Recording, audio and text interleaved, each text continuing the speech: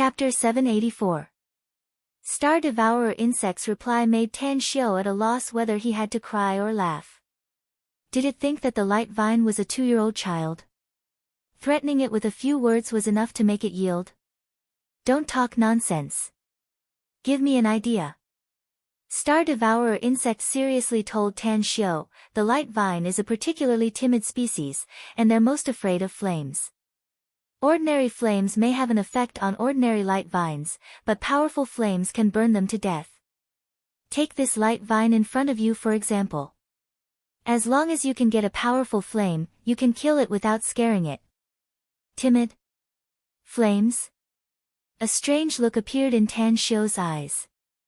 After cutting off the connection with Star Devourer Insect, he struggled to get up from Kawako's bosom.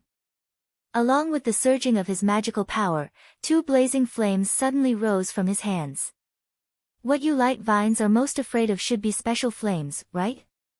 Unfortunately, I have a very high-quality flame. Today will be the day you die. Tan Xiao communicated with the light vine with his thoughts, his mood fluctuating with intense killing intent. In a flash, the light vine, which was emitting a lustrous luster, retracted all its swaying branches and quickly wrapped them around its body. Along with the feeling of fear, its thoughts also arrived. Is this the demonic flame? Damn it, how can you earthlings have this kind of demonic flame? Tang Xiao squinted his eyes. He cultivated the heavenly art of cosmic genesis, which belonged to the supreme devil art. Thus, the flames of magical power that he unleashed naturally carried a demonic nature. What surprised him, however, was that this light vine could actually recognize the demonic flame. That's right. The demonic flame I release is something that even those demon kings in the demon realm with monstrous cultivation may not necessarily be able to compare with me. Since you know the power of the demonic flame, you should know that the 2 demonic flames in my hands can burn you to ashes in an instant. Don't kill me. The light vine hurriedly transmitted its thoughts. Tan Xiao coldly snorted and said, You just ambushed me, so let's settle this score. Unless you can bring me great benefits, I don't mind venting my anger and making you wail in pain in the demonic flame. By the way, I forgot to tell you something. I used to be the paragon of the immortal world. Although I don't know if the planetary system you came from knows about the existence of the immortal world, I have a special ability. I can extract your soul.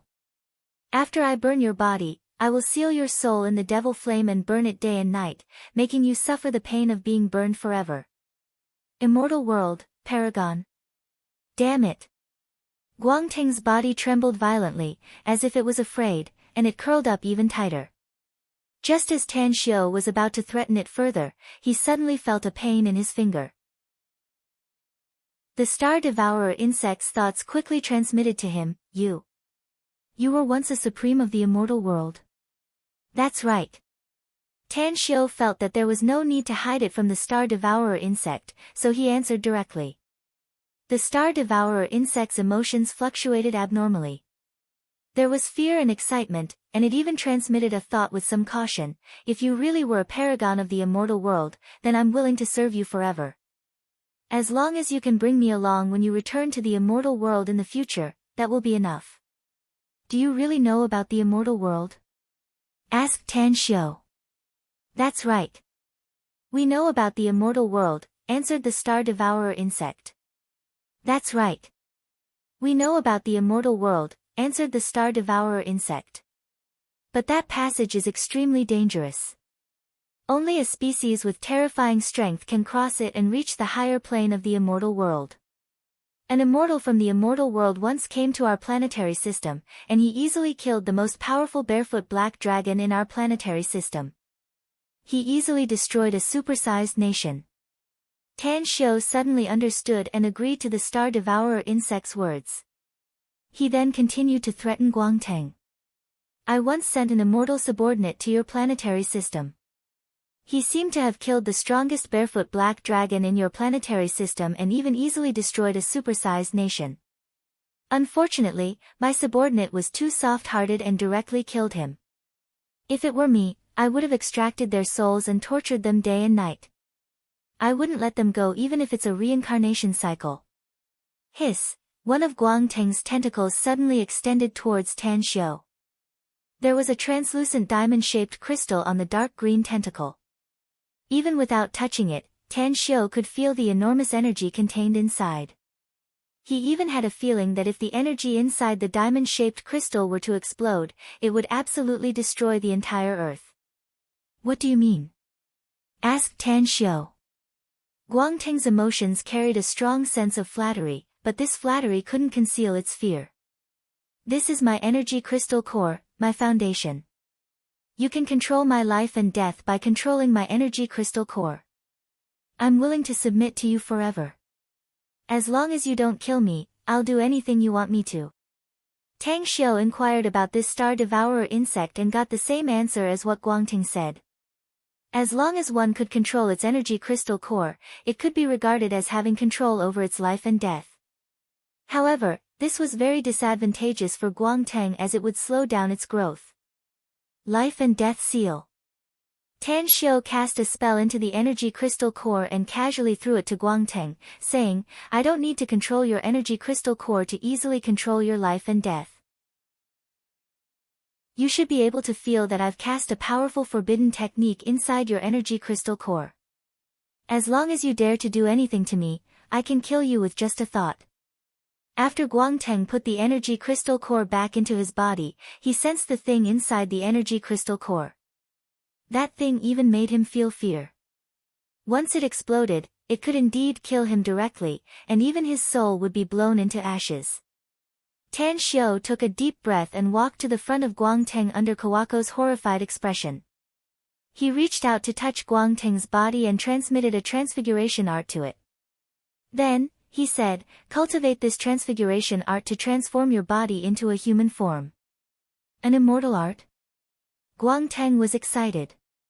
As its tentacles spread out, it quickly absorbed the contents of the transfiguration spell. In the short span of a dozen breaths, a crystalline dark green light appeared on the surface of its body. Within the light, a naked girl appeared. She looked to be only 15 or 16 years old, and her entire body was snow white, like warm porcelain. Transform clothes. Tan Xiu directly said. Guang Teng excitedly looked at her own body.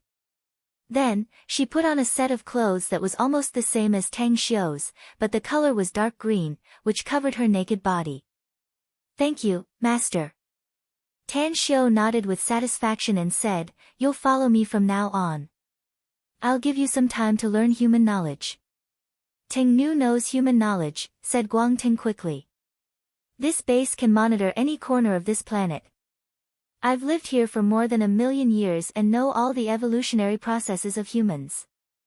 I even know that you come from a low-level civilization, China. Tan Xiu narrowed his eyes and asked, Since you know my origin, don't you know what I've done? Guang Teng shook her head. I know your origin through language. But I rarely observe the outside world. Sometimes, I don't observe the outside world even once in thousands of years. The last time I observed it was because a human came in, so it piqued my interest. Tan Xiu suddenly understood and nodded. Do you have a name?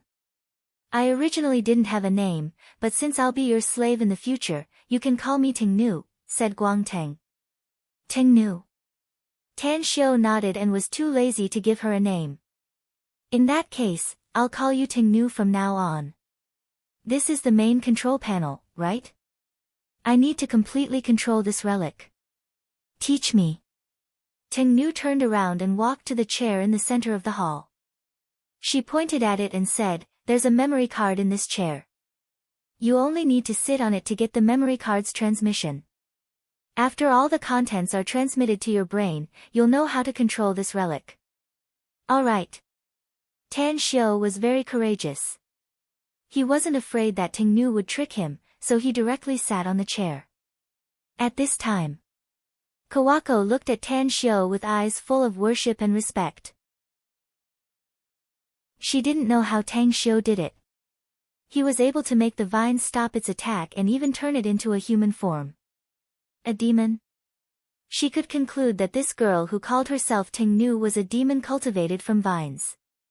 Yet, this demon was actually subdued by her boss, Tan Xiu. It was simply beyond her imagination. At this moment, she had never felt so strongly that following Tan Xiu was the right choice. Time fleeted by. In another hall in the ruins, there was a large nursery. In the nursery, there was a large number of precious spiritual herbs. These spiritual herbs all had their own intelligence, but none of them were able to leave the nursery.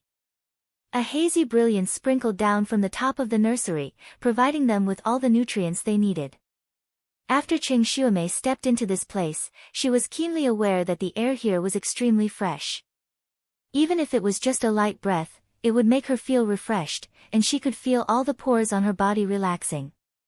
When her eyes fell on the many fruits in the nursery, the rich fruity fragrance made her salivate. Fortunately, she was able to restrain her desire and quickly observed everything inside. Is this just a place for planting flowers and trees? Qing Xuemei was a bit disappointed. She hesitated for a moment before approaching the nursery.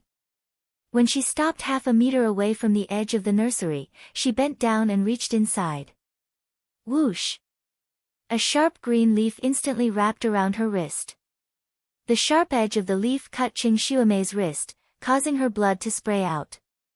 However, when the leaf was stained with Qing Xuemei's blood, it instantly loosened its grip on Qing Xuemei's wrist. Under Qing Xuemei's watchful gaze, it quickly moved several meters away. Chapter 785. Qing Xuemei, whose wrist was cut, instantly became shocked. She never thought that she would encounter such a strange thing. It must be known that it was a plant. However, her shocked emotions had not yet subsided. Several branches and several long leaves instantly wrapped around her body. Under their pull, Qing Xuemei was pulled into the nursery. Apart from a half-meter tall, jade-green potted plant, which was stained with Qing Xuemei's warm blood and instantly shrunk back, the other branches and leaves pulled her into the nursery and tied her up like a dumpling. What's going on? A strong fear rose in Qing Xuemei's heart. She suddenly thought of the man-eating flower and the plant monster in the TV series. Suddenly, a plant that was blooming with beautiful flowers used its sharp thorny branches to stab into the top of Qing Xuemei's head. There was no blood splashing, nor was there brain fluid flowing. After the sharp thorns entered Qing Xuemei's brain, a green energy instantly formed an airtight net, wrapping her brain tissue. Fragile, human brain. The thought of the plant, with a huge surprise, was injected into Qing Xuemei's sea of consciousness along with the huge energy, and then through the meridian channel, it rushed into her body with irresistible force. Pain. As if her heart and lungs were torn apart, Qing Xuemei felt that she was about to be tortured to madness by this pain. She even realized that if this continued, her body would break. She wanted to use her consciousness to block the huge energy surging in her body, but it was of no use at all. Am I really going to die? Qing Xuemei was unwilling. Although her heart was filled with fear, she was not willing to die. Her mission had not been completed. What was the situation of her most concerned sister? She had not completely figured it out. At this moment, a strong courage burst from the bottom of her heart. At the moment when a huge consciousness descended into her body along the energy net, the two consciousnesses entangled. Originally, when Qing Xuemei's consciousness came into contact with that enormous consciousness, it would have been devoured by the other party. However, perhaps because of her courage, or perhaps because she was the owner of this body, a special energy suddenly escaped from her heart. Although the amount of golden energy was pitifully small, its quality was extremely high. Dragon Soul Blood Spirit? Damn it, how can an earthling have this kind of bloodline? The invading consciousness wailed and was instantly shattered by the golden energy. As the layers of images dispersed, it floated in the space of Qing Xuemei's consciousness like duckweed. In front of Qing Xuemei, the green plant withered at a speed visible to the naked eye. Even the blooming flowers slowly turned into ashes and scattered with the gentle wind. In an instant, tens of thousands of plants in the entire nursery seemed to be frightened and fled tens of meters away. The plants that bound Qing Xuemei's body were no exception. They hid far away and watched as Ching Shuamei's body was gradually wrapped by the layer of dark green light and eventually turned into an oval green light cocoon. In another space in the vestige, 10 experts from Country M and Country F were confronting each other in front of a pair of energy crystals. Although the 10 of them were scarred and bloodstained, their lives were not in danger. Near them were 4 corpses belonging to the YDL people. You know my strength very well, Alanti. If we fight, the final winner will still be us. So get the hell out of here if you don't want to die. Else, don't blame us for being impolite. Sorid, the captain of Country M's team, said with a gloomy expression and a murderous aura. Alanti's face was also full of murderous aura. Beads of blood were still dripping from the tip of the long saber in his hand. Do you really think you can get these energy crystals if the 5 of us lock our target on you? Do you really think you can continue to live if we burn our life aura and drag you to hell with us? We must get at least half of this pile of energy crystals, else we'll just split up and let the other countries get the benefits. The corner of Sorid's eyes twitched a few times. This was what he was most worried about. Even if he was confident that he could kill Alanti and the other 4 enemies from Country F, he was afraid that they would also suffer great losses. It would be good if only 3 out of the 5 of them could survive. If the experts from other countries were to appear at that time, it would be like the old saying that when the sandpiper and the clam fight, the fisherman will reap the benefits. However, Country M had always had a reputation of being a hegemon, and Sorid was also very overbearing. His status in Country M's Special Abilities Bureau was absolutely above 1,000 people and only under 1 person. His status in the entire country was transcendent. It would simply be a disgrace to them if they were to share half of it with the F people for no reason. Sorid took a deep breath and said in a deep voice, "It's absolutely impossible for you to share half of it. However, I can make the decision to give you 30%. If you're not satisfied with it, then just stand and fight. If worst comes to worst, we'll immediately send our men to deliver these energy crystals after we kill you, and then we'll return to continue fighting for other treasures." Alanti took a deep breath and secretly decided to use his trump card. He would strive to use the fiercest attack to let these damned M people know his strength and redistribute these energy crystals. Lightning and thunder. A round metal object was instantly taken out from Alanti's sleeve. A circle of lightning appeared and densely packed lightning bolts fiercely shot towards Sorid's group of 5. At the same time, the other 4 also launched a fierce attack, displaying various special abilities one after another as they attacked the 5 M people with great momentum. Bastards! Sorid's complexion greatly changed. He never expected that Alanti's group of 5 would immediately attack them because of a disagreement. Most importantly, when did Alanti have such a powerful special ability? Even he couldn't block the hundreds of lightning bolts that formed in an instant. Dodge! Along with his roar, layers of flames instantly formed into a wall of fire, desperately blocking the lightning attacks. But every attack that hit the wall of fire made Sorid's body tremble.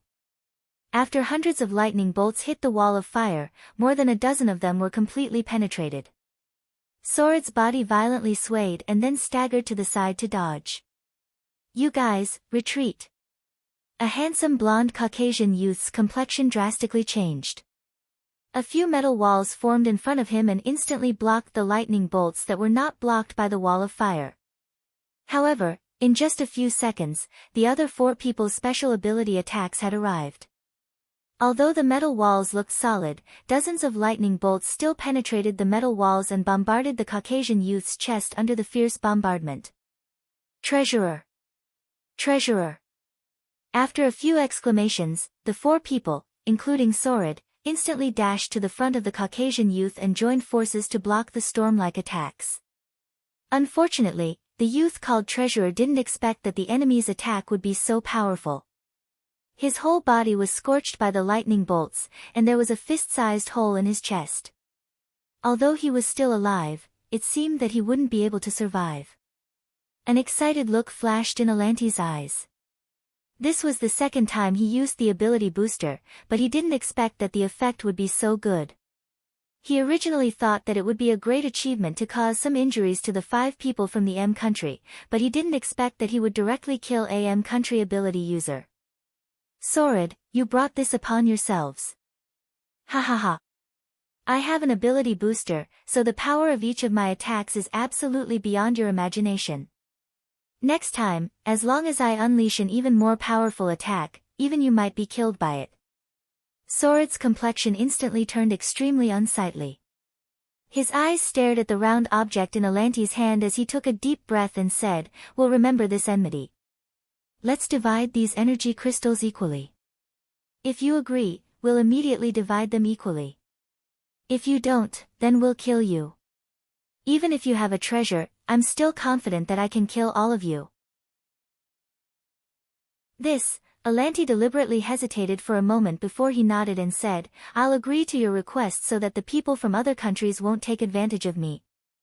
As a matter of fact, his special ability booster could only be used once at a time. After using it, he needed to store energy for a long time. For example, his special ability was to control electricity, so it took him several months to store a large amount of electricity in the special ability booster. When he used it, he could release hundreds of lightning attacks at once. In another place. In the hall where the main control console was located, Tan Xiu clearly saw what happened to Qing Xueme and the M and F country members through the virtual image. Originally, he wanted to rescue Qing Xueme when she encountered an accident. But he never thought that Qing Xueme would be in the most dangerous situation by the time he found out about it. Even if he had wings, he wouldn't be able to rush there in time. What made him feel relieved was that Qing Xueme didn't seem to be in any life-threatening danger. Instead, she seemed to have obtained a huge opportunity.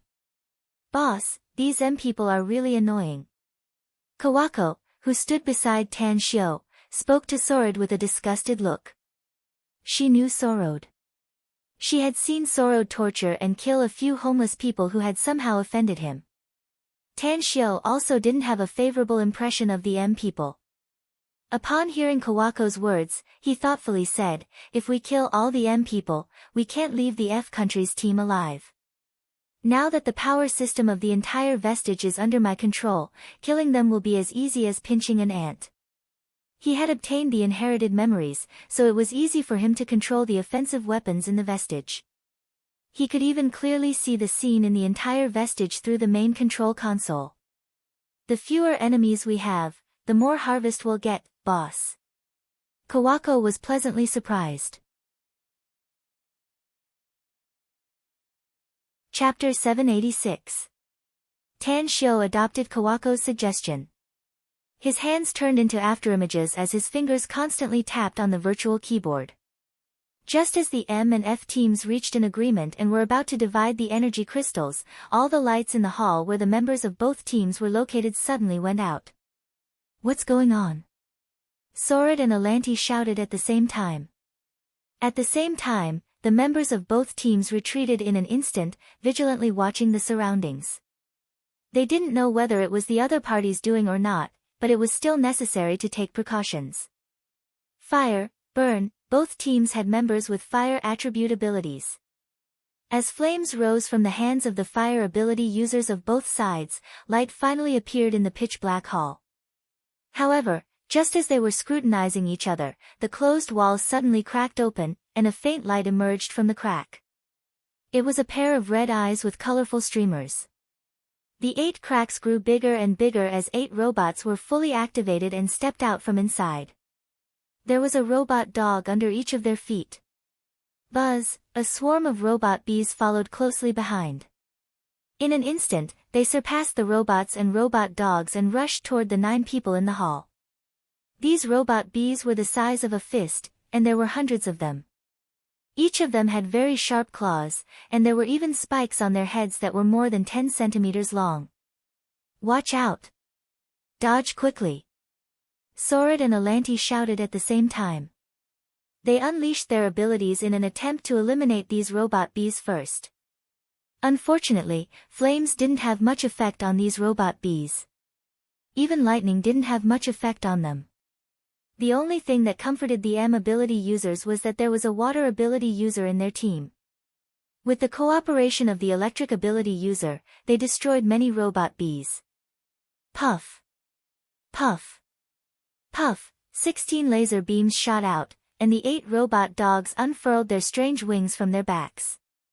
The moment they flew up, they sprayed out a wave of flames. The ability users dodged in time, but it was also extremely dangerous. Just as they dodged the first round of attacks from the robots, the robot dogs, and the robot bees, a large net surging with electric currents shot from 4 directions and almost instantly enveloped them.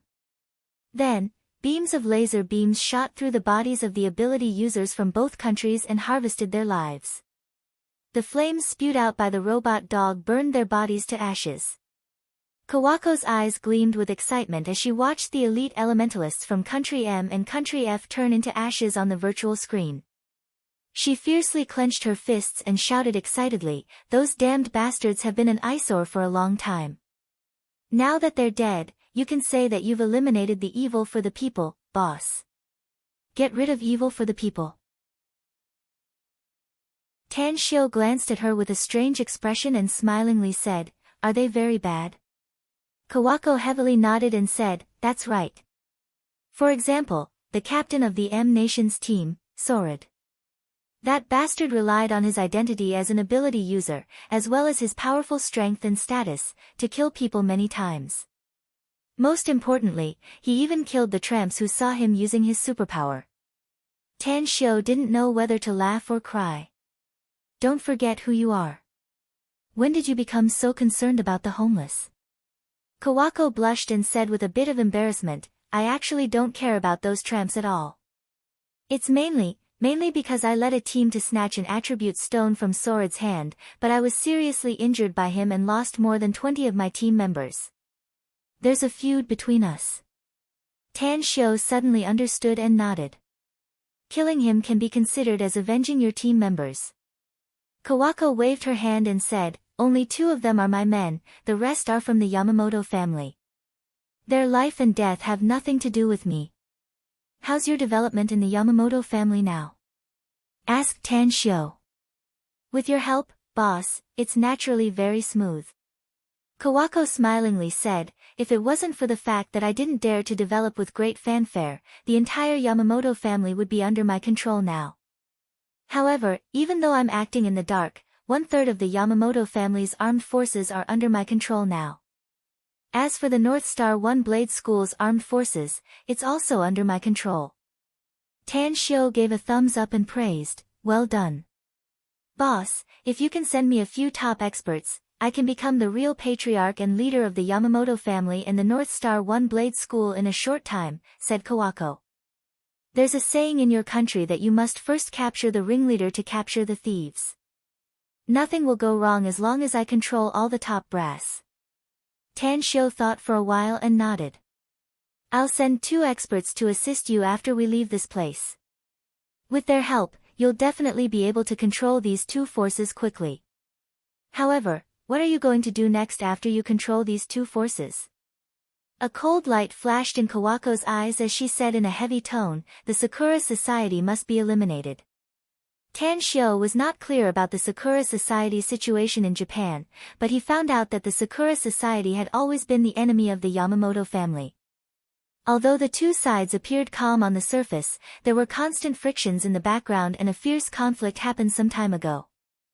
It was in that conflict that Kawako led the experts to kill a large number of the Sakura Society's experts. Hence, she was rewarded by the Yamamoto family and became the leader of the younger generation of the Yamamoto family. "Go ahead and do it. I'll need you to do a lot of things in the future. The stronger the power you control, the easier it will be for you to handle things in the future. Tell me when you need money and manpower. Even if I have to rush there myself, I'll make sure that you can smoothly deal with those enemies." Kawako directly knelt on one knee and excitedly said, "Thank you, boss. I'll definitely do my best to control more power and do my best for you. Even if you want to be the Lord of Japan in the future, I'll help you do it." Tan Shio gently patted Kawako's shoulder and smilingly said, "Get up. I'm not interested in being the Lord of Japan, nor do I have any ambitions. But you, on the other hand, may become the Lord of Japan someday in the future. Work hard and I'm very optimistic about you. Shortly after, Tan Xiu listened to the virtual video and watched the 4 Chinese ability users carefully exploring the armory. There were countless weapons of all kinds inside. After a series of tests, the 4 were full of excitement as they packed the small but powerful weapons into their military bags. If it weren't for their limited physical strength, they would have emptied the entire armory. Boss, since you've already taken control of this vestige, are you still willing to let them take away all the weapons in the armory? Asked Kawako in a puzzled tone upon seeing that Tan Xiu didn't show any expression. It's impossible for them to take all the weapons out, said Tan Xiu calmly. I'll give them a big gift when they're about to leave. A big gift? Kawako was looking forward to it. She really wanted to see what Tan Xiu would do to these Chinese ability users. Half an hour later. A smile immediately appeared on the corner of Tan Xiu's mouth as he watched Zhu Long's group of 4 leave the armory to continue exploring other places. His hands kept typing on the virtual keyboard as he completed a series of program settings.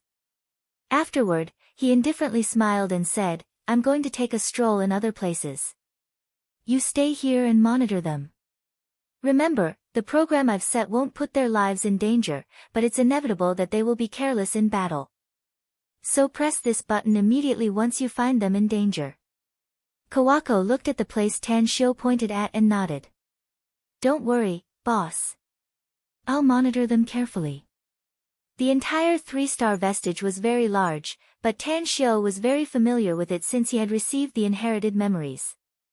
After leaving the main control hall alone, he immediately rushed to other places, the armory, the energy depot, the living area, the sports area. Finally, Tan Xiu came to the plantation area where Qing Xuemei was trapped. Looking at the dark green light cocoon in front of him, Tan Xiu detected that Qing Xuemei's life signs were quite good and was growing stronger with every passing moment. Immediately after, his eyes shifted to the tens of thousands of plants in the nursery. Although he had learned from the inherited memories that all the plants in this plantation area had been stored for more than 1,000,000 years and each of them possessed magical powers, he was still very excited. It must be noted that, if these plants learned the transfiguration art and turned into humans, the power they would possess would be absolutely terrifying. They would probably become a huge force even in the immortal world. However, before teaching them the shape-shifting technique, he had to subdue all of these highly intelligent plants to prevent unnecessary trouble after he left this place. Tan Xiu took a deep breath and spoke in the Black Cloud Star Field's common language in a deep voice. I know you can hear me and understand what I'm saying. I've become the master of this vestige and obtained the inheritance left by the last clansman of the Star Luo Empire, so I'll give you 2 choices. First, be killed by me here. Second, accept my control and become my subordinates. Buzz, in an instant, the tens of thousands of intelligent plants in the nursery let out a series of buzzing sounds. They quickly communicated with each other in a unique way. After a long while, a plant that was several meters tall and completely white transmitted a thought to Tan Xiu. Why should we believe you? If it weren't for the fact that we can't leave this special space, any one of us would be able to kill you. A cold smile appeared at the corner of Tan Xiu's mouth, and he said, You're right. The area you live in has indeed been set up with a special formation by the people of the Star Luo Empire. You can only move in this area, but you can't appear anywhere else in the vestige of steel. If you don't have help, you might even be trapped here forever. Therefore, you can't kill me now, but I have many ways to kill you. For example, using fire. Chapter 787. As the devil flame appeared in Tan Xiu's hands, the intense heat instantly caused the entire cultivation area to surge with layers of heat waves. Even the moment the devil flame appeared in Tan Xiu's hands, the tens of thousands of intelligent plants in the nursery seemed to have seen a terrifying nemesis and hurriedly avoided it. Interesting. Even though they could not be transmitted to Tan Xiu could still clearly sense the intense fear. In order to completely intimidate them, Tan Xiu sneered and said again, I can control the entire weapon system in the ruins. If I want to kill all of you, I only need to use laser cannons and corrosive venom to easily do so. Also, if I don't think you're worth my resources, I won't use the weapon system.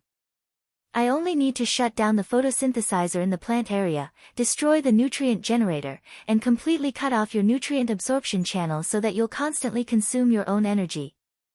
I believe that in a long time, you'll gradually wither and lose the possibility of survival. In an instant.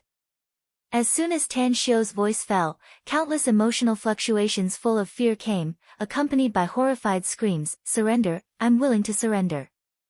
Spare me, I'm willing to recognize you as my master. Don't kill us. Choose the second option." Tan Xiu nodded in satisfaction. What he wanted to do was to threaten and entice them. Now that he had threatened and intimidated them, the next step was to use a gentle attitude to give them some benefits. I can tell you clearly that choosing to surrender to me is absolutely beneficial for you. Because I can teach you immortal techniques that will not only allow you to transform, but also allow you to have unparalleled magical powers in the future. Immortal techniques? Transform. In an instant, tens of thousands of intelligent plants fell silent. They used special means to observe Tan Xiu. Before they developed intelligence, they did not know what immortal techniques were. Even though it had not been long since they developed high-level intelligence, they did not understand what immortal techniques meant to them. However, since tens of thousands of years ago, a light vine suddenly came to them and communicated with them, they learned about immortal techniques. From their point of view, the light vine was extremely terrifying. The amount of energy it could store was countless times greater than theirs. However, an immortal technique that even the light vine yearned to obtain was definitely something very, very good. A surging aura burst out from Tang Xiu's body and he shouted, "Release your energy cores. I need to cast a forbidden technique on them. Once I cast it on you, your lives will be under my control. I can obliterate anyone who dares to betray me with just a thought." Xiu. Xiu. Xiu. Energy cores floated out of the intelligent plants, causing the space around them to tremble. Tan Xiu's spiritual consciousness swept out and was immediately dumbfounded. According to his calculations, there were a total of 35,680 energy crystals flying toward him. In fact, he felt a little apprehensive at this moment. If these intelligent plants were to use their energy crystal cores to attack him, he would probably be killed in an instant. After all, these were all million-year-old monsters. It was a forbidden technique. Tan Xiu no longer hesitated and frantically began to cast the forbidden technique on the energy cores. But 35,680 energy cores were definitely a huge project for him. In an empty hall in the vestige, the 4 Chinese ability users could be said to have returned from a rewarding journey. They were in a relaxed mood and each of them carried a military bag full of weapons. Even a variety of weapons were hung on their bodies. Zhu Long, Fire Devil, and Electro Lady's faces bloomed with smiles, and even Aqua Babe, who rarely laughed, had a smile on her face. I wonder how Tan Xiu is doing. He encountered a lot of dangers when he just entered the vestige, but there were very few dangers inside. He should be fine, right? Zhu Long looked around after entering the hall and spoke with a smile. Zhu Long boss, people of different paths can't make plans together. Fire Devil grinned and said, that surnamed Tang was just a partner with us before, but we're actually not on the same path as him. As for whether he's alive or dead, it has nothing to do with us. You don't need to worry about it. What Fire Devil said makes sense, but I still hope he can survive, said Electro Lady with a smile. At the very least, he's very handsome and the type I, Electro Lady, like. It would be a waste if he were to die inside. The smile on Aquababe's face receded and she coldly glanced at Fire Devil and Electro Lady, saying, don't forget that we wouldn't have had such a big harvest if it weren't for Tan Xiu. In fact, we might have even died in the previous danger.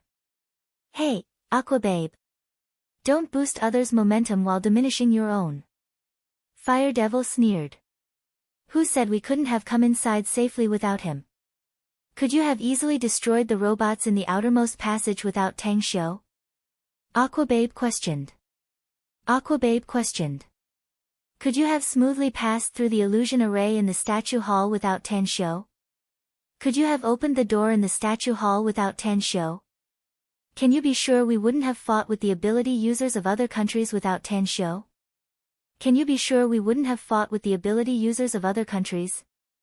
Fire Devil was rendered speechless by Aquababe's sharp question. His face turned a bit unsightly as he directly turned his face to the side and no longer spoke. Zhu Long furrowed his brows. Although his opinion of Tan Xiu had greatly changed, he was still somewhat dissatisfied with Tan Xiu's departure from the team. However, what Aquababe said was very reasonable and he couldn't refute it, so he said, "Cut it out. Tan Xiu is, after all, a Chinese. Whether he will hand over the benefits to the country or not, at least he won't let those foreigners benefit. As long as we're still in this vestige, we can only be comrades, not enemies." But no one said he's an enemy. Fire Devil couldn't help but mutter. However, just as he finished speaking, a laser instantly shot out from the corner of the hall. In an instant, the fire demon was caught off guard and shot through his arm. What's going on? The complexion of Zhu Long and the others greatly changed. They instantly threw the military bags in their hands to the side and even quickly removed the heavy weapons on their bodies while being vigilant. Fire Devil's arm was pierced, but it didn't hurt his bones. Nevertheless, the badly mangled wound was still very serious. As he used his fire attribute special ability, he quickly used a fireball to fuse into the wound. Flesh began to grow at a speed visible to the naked eye, and the bleeding stopped. Puff! Puff! Puff! Puff! Four laser beams shot from the four corners of the hall, targeting the vigilant Zhu Long's group of four. However, the laser beams were not aimed at their vital points. Dodge! Zhu Long's complexion changed and he instantly pushed Fire Devil to the side and dashed to the side. Their speed was very fast and they barely dodged the incoming laser beams. Disbelief flashed in Electro Lady's eyes as she loudly said, "Boss Zhu Long, we didn't encounter any laser attacks when we passed here before. What the hell is going on here?" Zhu Long's eyes wandered back and forth in the four corners of the hall as he cautiously said, "I don't know, either. But if my guess is correct, we should have accidentally triggered some traps here. Everyone, be careful. If there are any more laser beams coming out, take these high-tech weapons and leave immediately." Puff, puff, puff, in just a few seconds, more laser beams shot out from everywhere. This time, there were 8 of them. Despite being very strong, the 4 of them were still nearly hit by the laser beams. Damn it! Let's get out of here. Zhu Long was keenly aware that the number of laser beams was multiplying. If they stayed here for too long, it would be very difficult for them to leave alive. His shadow flickered as he grabbed the 2 military bags on the ground and sprinted toward the end of the hall lightning fast. The other 3 also picked up the military bags and heavy weapons they threw and sprinted forward. Unfortunately, their wishful thinking was smashed by the next wave of laser attacks. 16 laser beams formed a crisscrossed route and came toward them head-on. "Throw away those heavy weapons!" Zhu Long roared. But before he could avoid the 16 crisscrossed laser beams, he could clearly see a laser net moving quickly behind them. His eyes were extremely sharp and he instantly judged that the gap between the laser net could only pass through one person at most. Full of unwillingness, he angrily threw away the 2 military bags he was carrying.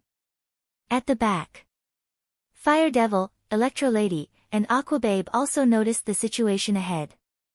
Just like Zhu Long, they threw away all the military bags and heavy weapons and quickly sprinted after them.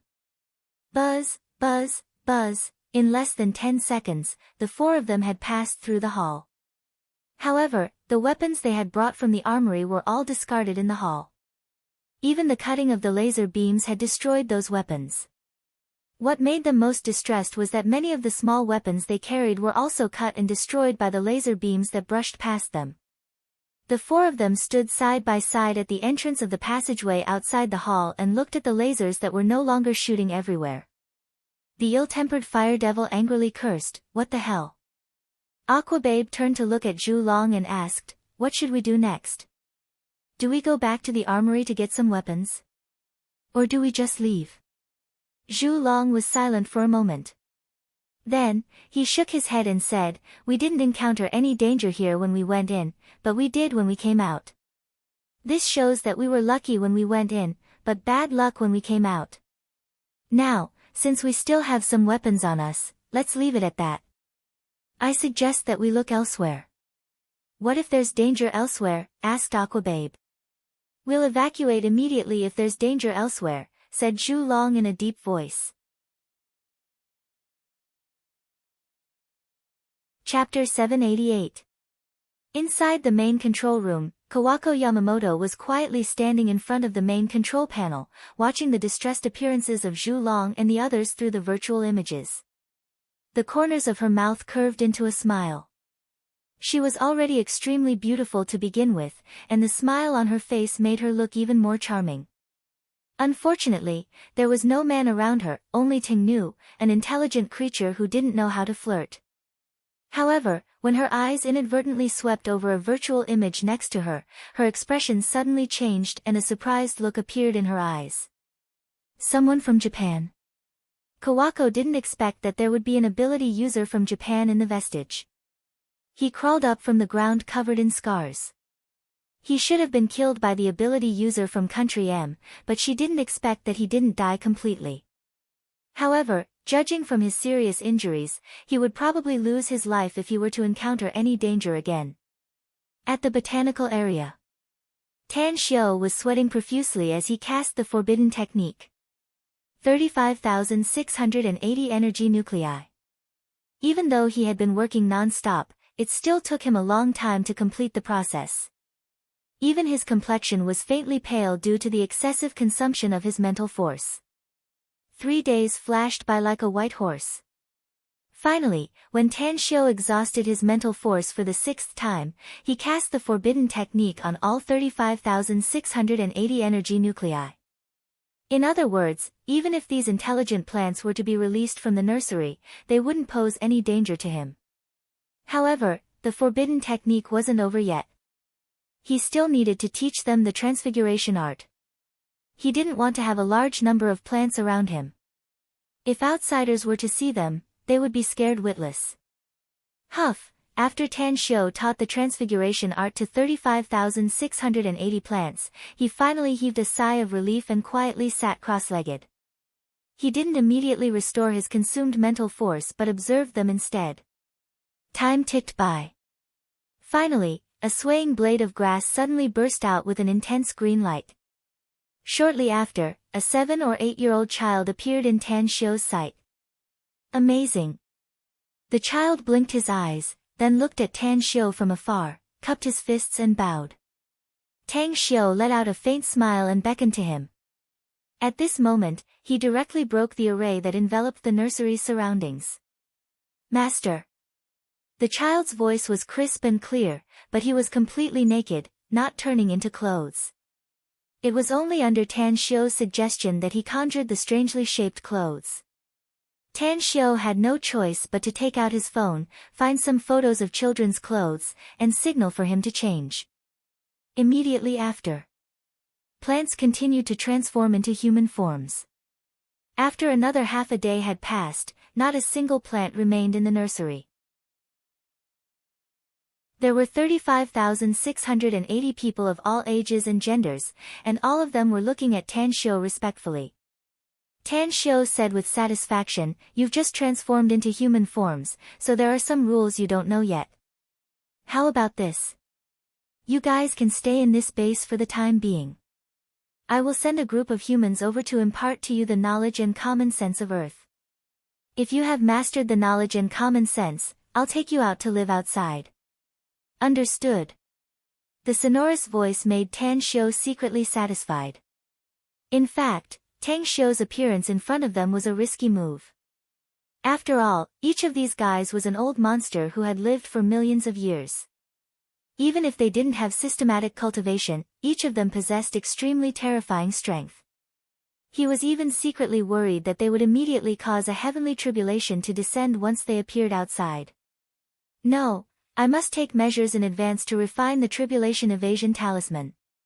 Perhaps only the tribulation evasion talisman can hide from the heavenly Tao and let them live well on earth.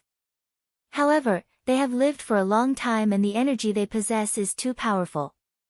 If even the tribulation evasion talisman can't conceal their aura, I'm afraid they can only live here for a short time. Tan Xiao took a deep breath and immediately imparted a crude cultivation technique from the immortal world to them. Then, he said, you guys will cultivate here in peace. It won't be long before I take you out of this place to wander in the legendary immortal world. If any of you dare to leave without my order, don't blame me for being ruthless and destroying your soul. Understood. All the sentient plants in human form hurriedly complied. When Tan Xiao returned to the main control room, he saw Kawako with her brows furrowed while holding her chin. He couldn't help but ask, what's the problem? You look like you're in a dilemma. Kawako's spirit was shaken. She pointed to the virtual image and said, I found a fish that escaped the net, boss. It's an ability user from YD. He's badly injured, but his life doesn't seem to be in danger. He's now recovering, and it won't take long for him to fully recover. Surprised, Tan Xiao immediately nodded and said, that's right. It's indeed a fish that escaped the net. It seems that the M and F people are also unreliable. Forget it. Let him live since he's not dead. After all, many countries have joined forces to enter the vestige this time. If the other countries' people are all dead and only our 2 countries are left, we may have some troubles when the time comes. Kawako stared blankly for a moment before she nodded thoughtfully and said, you're right.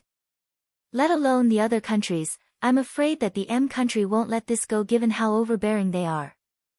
That's right, what should we do if the other countries send more people here? You don't know. Tan Xiao was surprised. This vestige only opens twice every decade. That's right, what's the date today? May 5th, answered Kawako. Tan Xiao furrowed his brows and nodded. Since it's May 5th, there are still 2 days left. We must leave this vestige within 2 days. Let's do it this way. You'll leave after a while. Give some energy crystals to the other countries if they want to snatch them. You mean?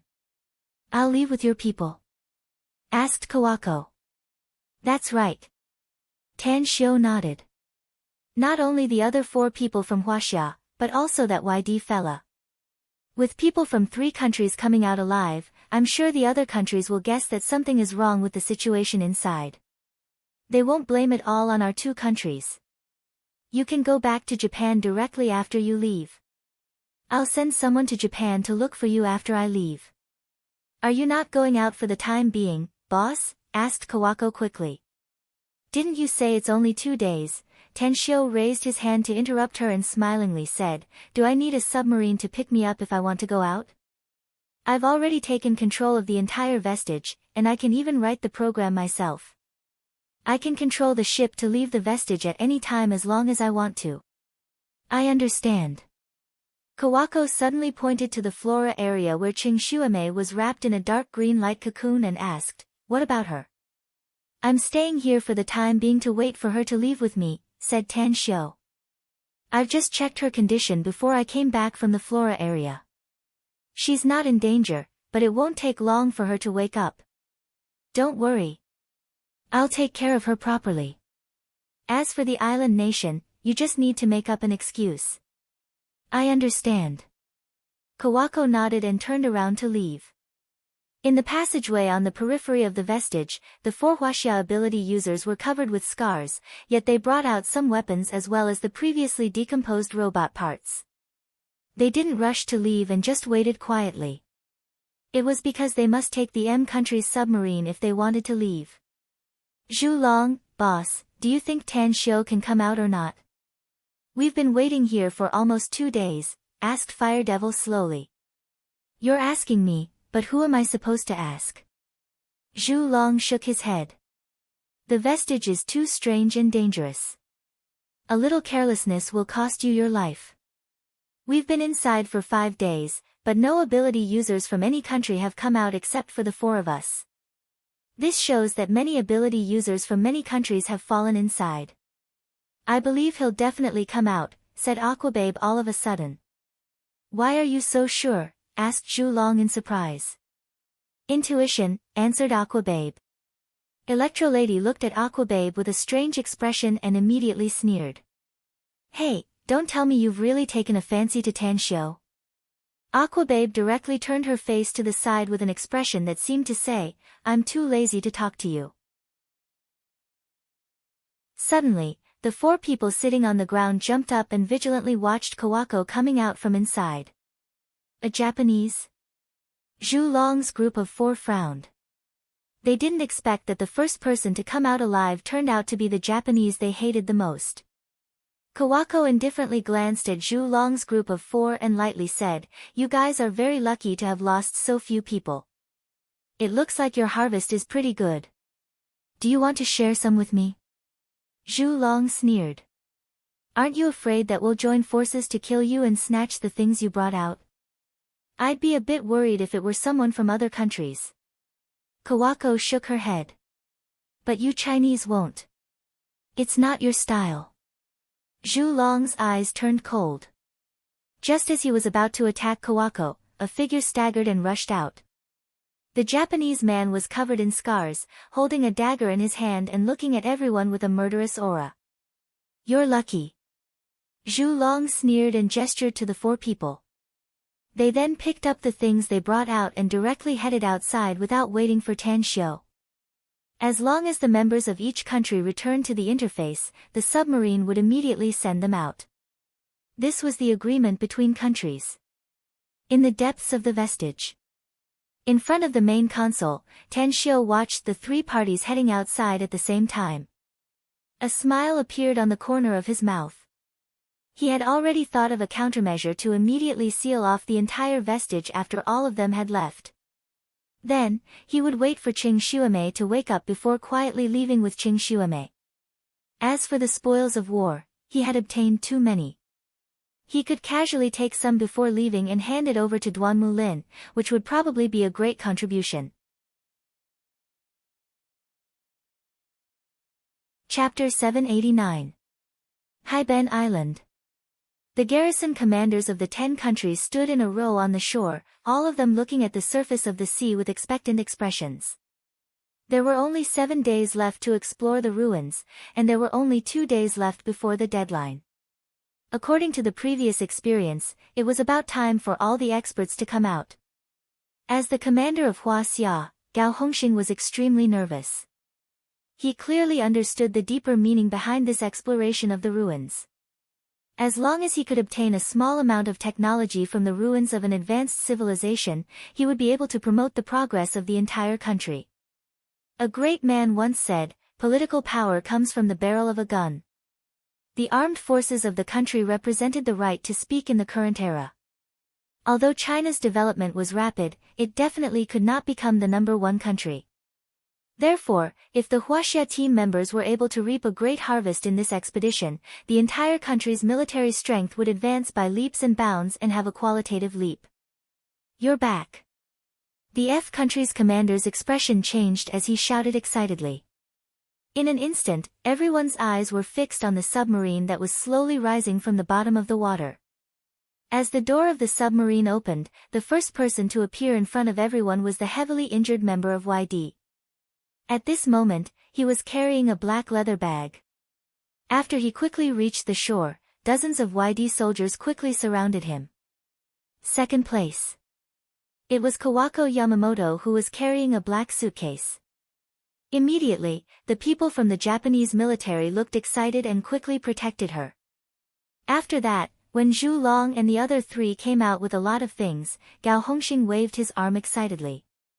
Immediately, dozens of Huaxia soldiers quickly surrounded the 4 of them and protected them. Where's Tanshio?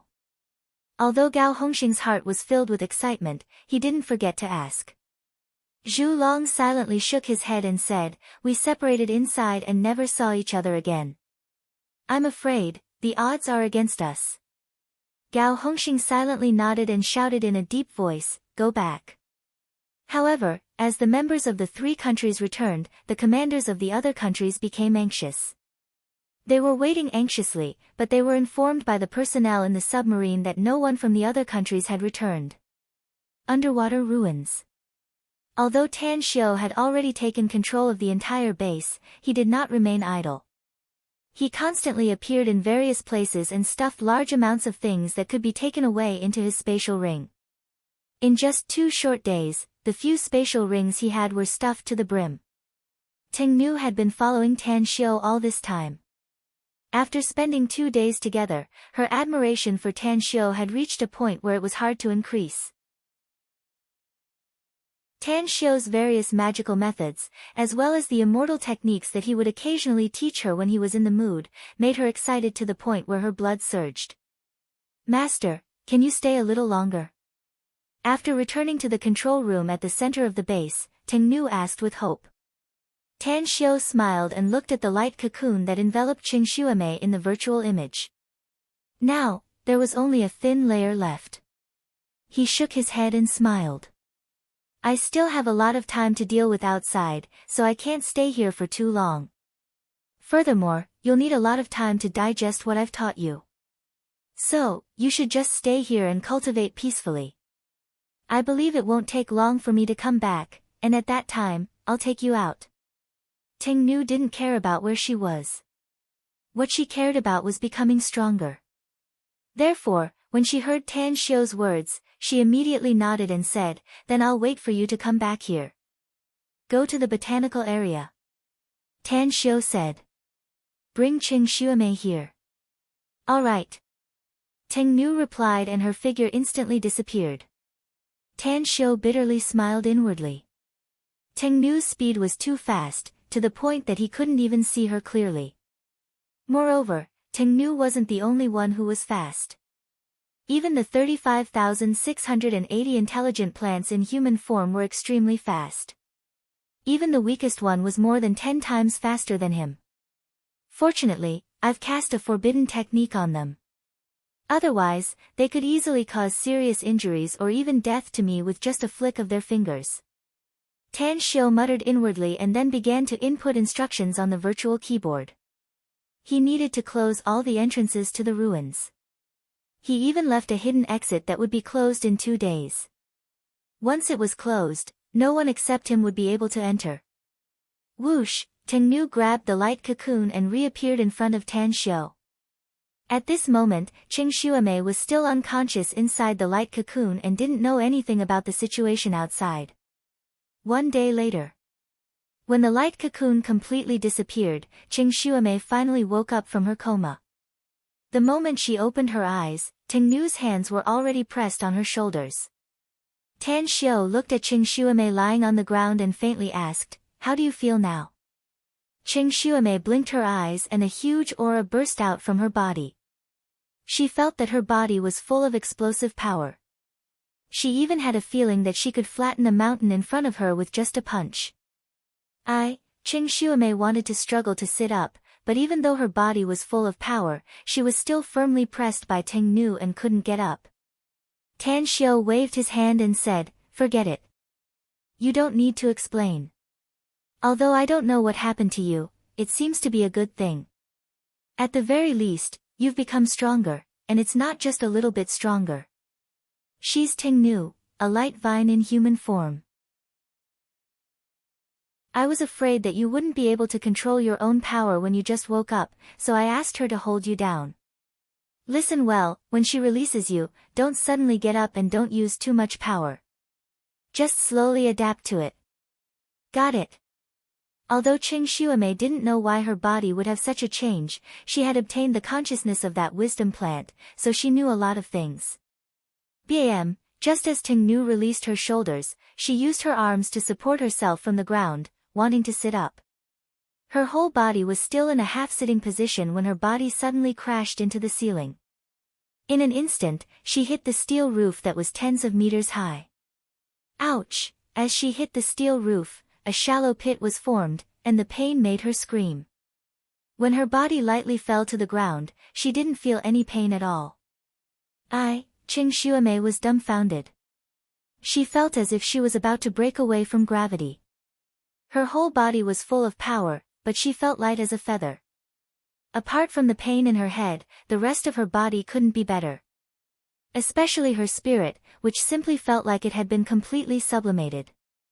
Tan Xiu shook his head and said with a smile, I told you not to use too much strength.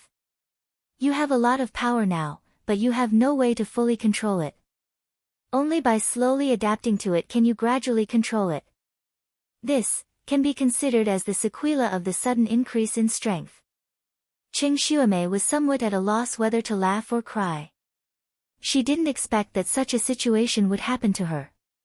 She carefully and slowly stood up and gently moved her body. The bones in her whole body made cracking sounds, and she was keenly aware that her height had increased a lot, at least by 5 centimeters. Next. After half a day of adaptation, Qing Xuemei was finally able to control some of her power, but it was very little. Just that little bit of improvement made her bump dozens of times, and many parts of her body were in pain. It seems that I need to take you somewhere else to properly train. Tan Xiu took out a set of clothes from his interspatial ring. Although it was men's clothing, Qing Xuemei's height had increased to about 1.73 meters, so it wasn't too big to wear it. You conjured it? Qing Xuemei was dumbfounded. Her eyesight had rapidly improved, but she still couldn't see Tan Xiu's movements clearly. It was like magic. Tan Xiu smiled indifferently and said, the me you knew before isn't the real me. While I help you control your power, I'll tell you some things. After saying that, he said a few more words to Ting Nu and then walked outside. Bumps and bumps were inevitable due to Han Qingwu's condition along the way. Finally, he came to the exit of the relic he left behind and reached out to press a button at the entrance of the passage. This is... Qing Xuemei's pupils shrunk as she watched the closed passage crack open, revealing a space that looked like a cabin inside. There were even 2 activated robots at the entrance. It's called the subaquatic corvette, said Tan Xiu lightly. I gave it a new name. Didn't you notice that we came here without a hitch? To tell you the truth, the entire base is under my control and all the programs have been set up by me. Now, this is the only entrance and exit in the entire relic that can be opened. The rest are all closed, and the people from other countries have already left. We don't have a submarine to pick us up, so we can only leave by the subaquatic corvette. What? Qing Xuemei exclaimed and looked at Tan Xiu in disbelief. Tan Xiu stepped into the subaquatic corvette and indifferently said, don't make a fuss. You know too little about some things, so I'll explain them to you later. You're no longer an ordinary person, and the path you'll take in the future has completely changed. Qing Xuemei shot a complicated look at Tan Xiu.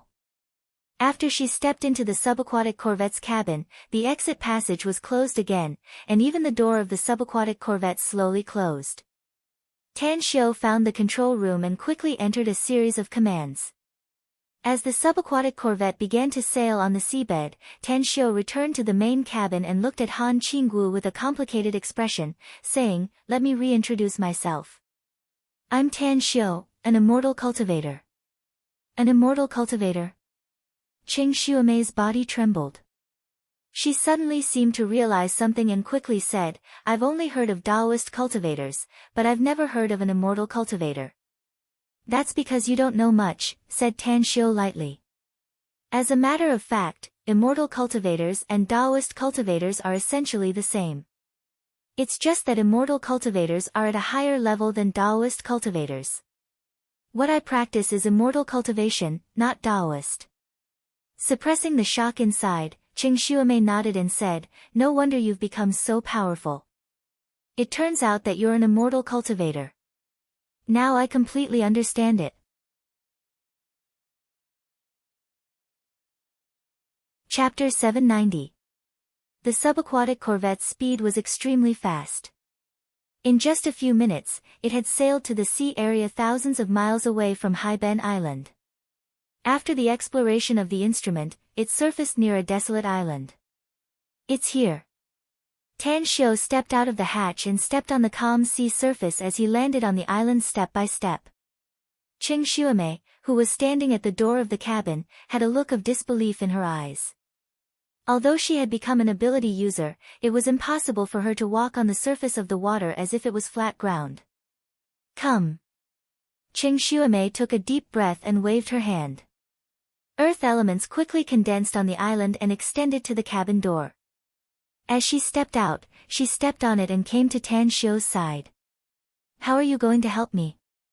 Tan Xiu took out a gravity suit from his interspatial ring and handed it to Qing Xuemei, saying, put it on and run on the island.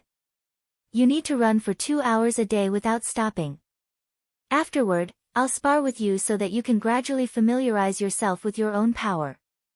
Qing Xuemei was already accustomed to Tan Xiu taking things out of thin air. She nodded and directly put on the suit, which was similar to a mecha suit. Then, she asked with a confused expression, what's the use of this suit? Tan Xiu faintly smiled and pressed his hand on her shoulder. As the red number appeared, the number on it began to change. This is, Qing Xuemei was shocked. She could clearly feel that the clothes she was wearing were becoming heavier and heavier. As the number increased, the weight became heavier and heavier.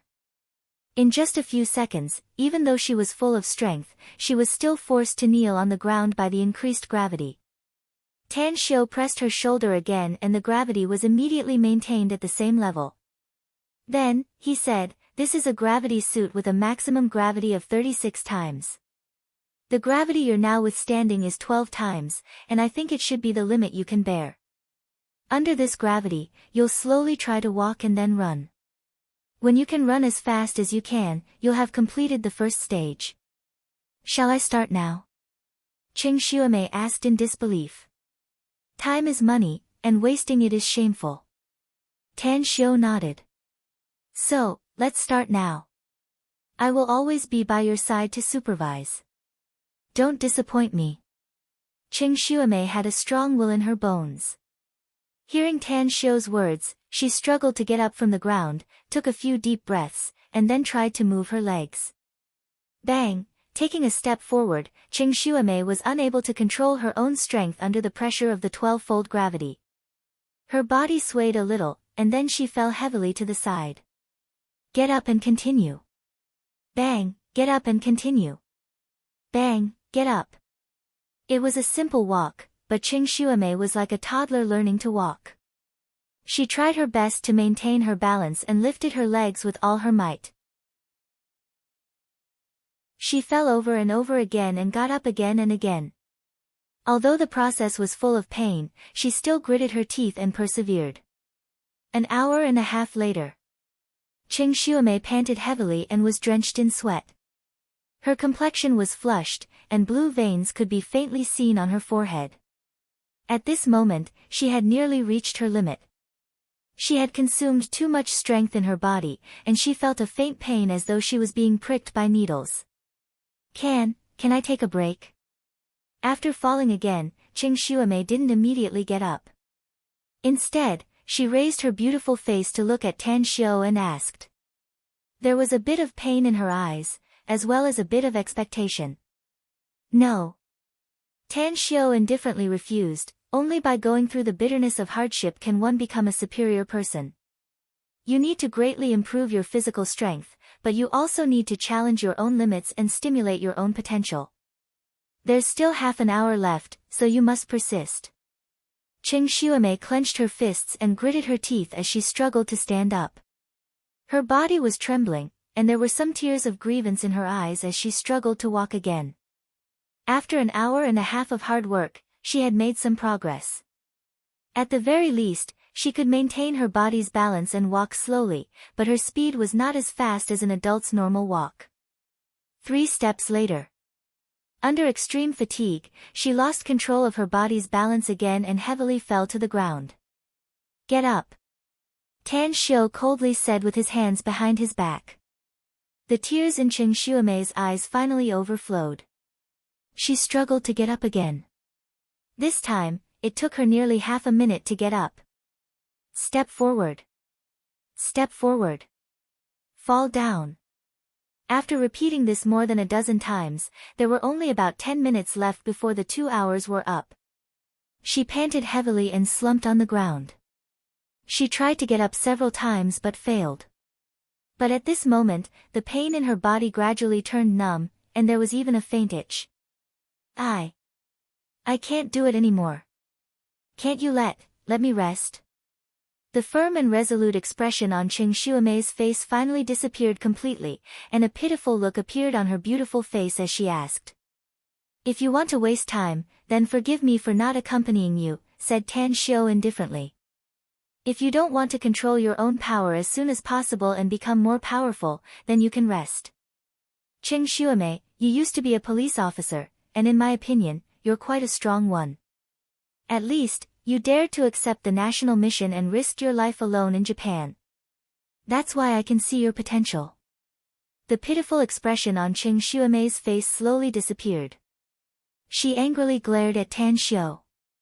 Even though she knew that he was deliberately provoking her, she still slowly got up. Step forward. Fall down.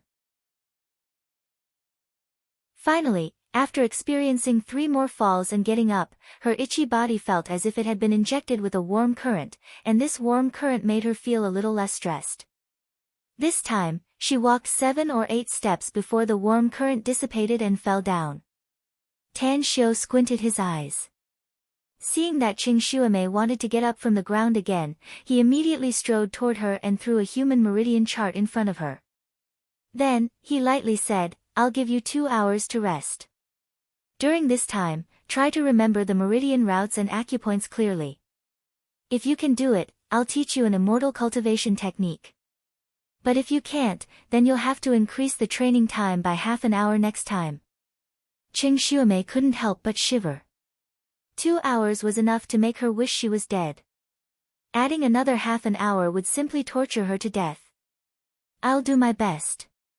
Whether it was for the immortal cultivation technique or not to increase the training time by half an hour, she made up her mind to do her best to memorize it.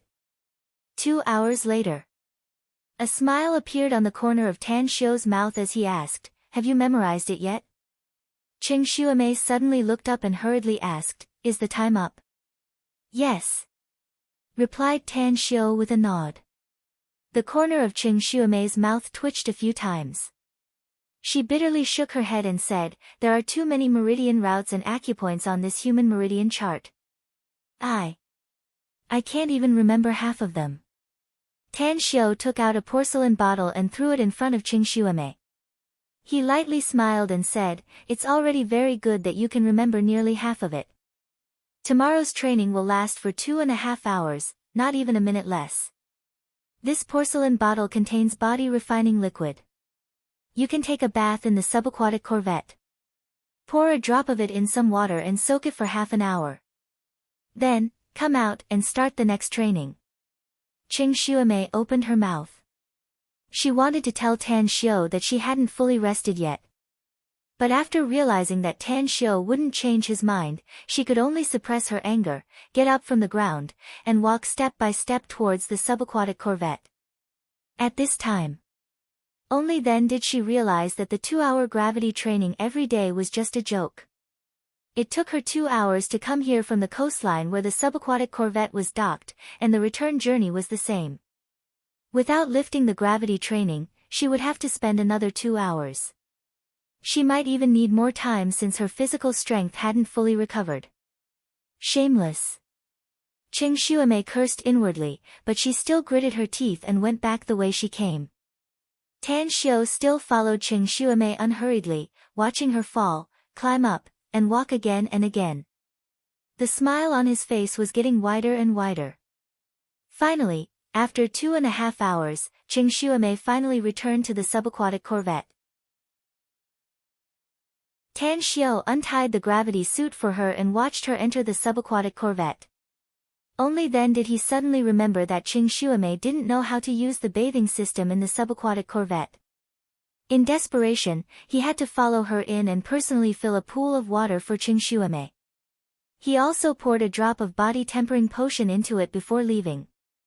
The next half hour was even more painful for Qing Xuemei. The body-tempering potion changed her physique, but it also made her eyes red with pain.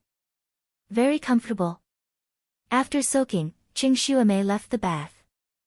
As soon as she put on her clothes, she felt that all the pain had disappeared and was replaced by a comfortable feeling from the inside to the outside. She could even feel that her strength, which had been completely consumed, was quickly recovering. Tan Xiao sat in the rest area of the subaquatic corvette. There was some food on the table in front of him, which he had taken out of his space ring. I've changed my mind. Let's eat first. After eating and drinking, I'll give you 4 hours to sleep. After that, we'll start the second training. Qing Xuemei's stomach was already rumbling with hunger. When she saw the food on the table, she immediately rushed over and wolfed it down. Then, she patted her belly and burped in satisfaction. There's a bed next door. I've already made the bedding. I'll wake you up in 4 hours. After saying that, Tan Xiao got up and walked towards the cabin door of the subaquatic corvette. It's only been 4 hours. Qing Xuemei muttered in dissatisfaction and then quickly walked towards the next room. She realized that the following training would not be easy, so she needed to seize the time to rest. After a short training, she could feel that her control over her own strength had improved a lot. At the very least, she wouldn't be unable to control herself and randomly bump into things during normal movements.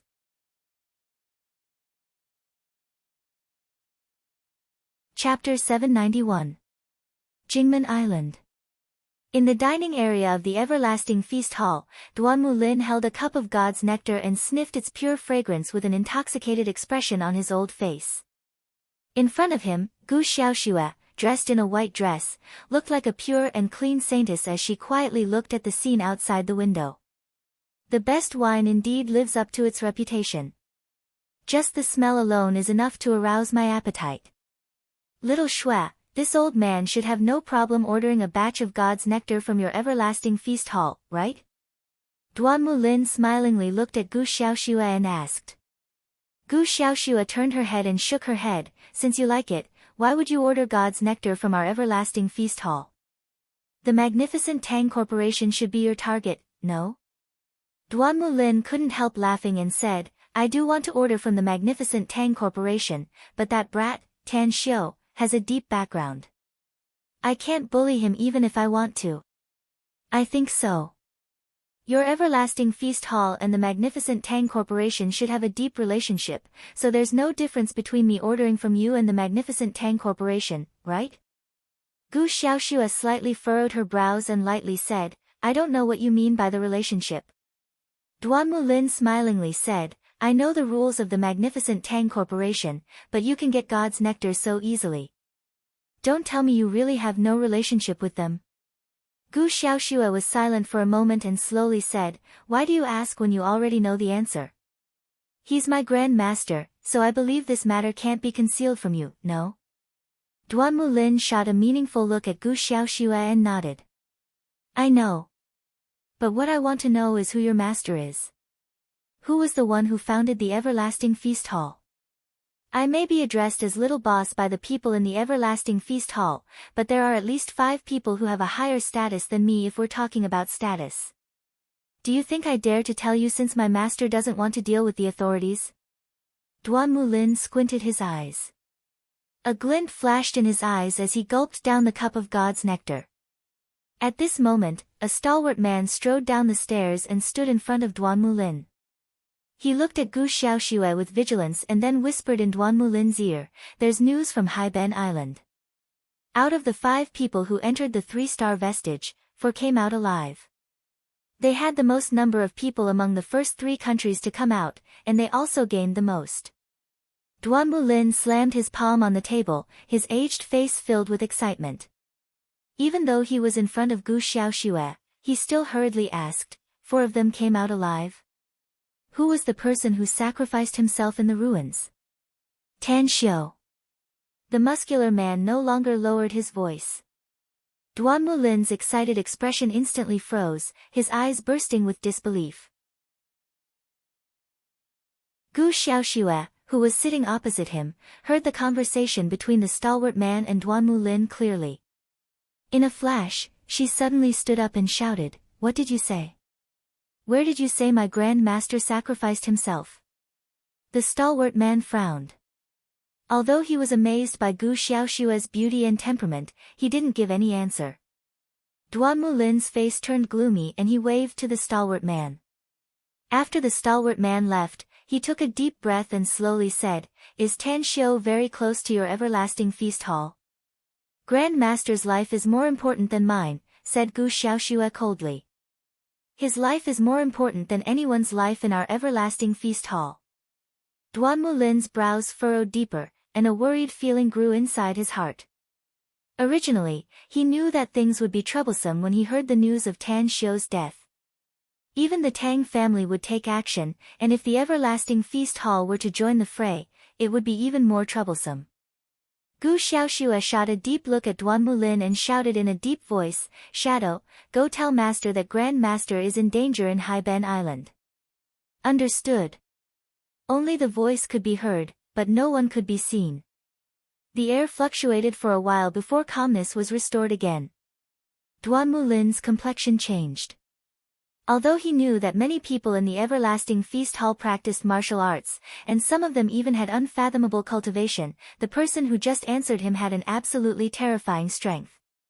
Even a martial arts grandmaster might not necessarily have such a mysterious and unfathomable concealment ability.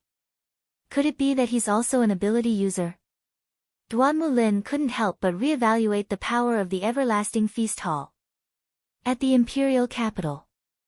At the Tang family's ancestral residence, Tang Guisheng was sitting comfortably on a rattan chair while tasting the fragrant tea in front of him. Tang Min, who rarely had the time, chatted with him.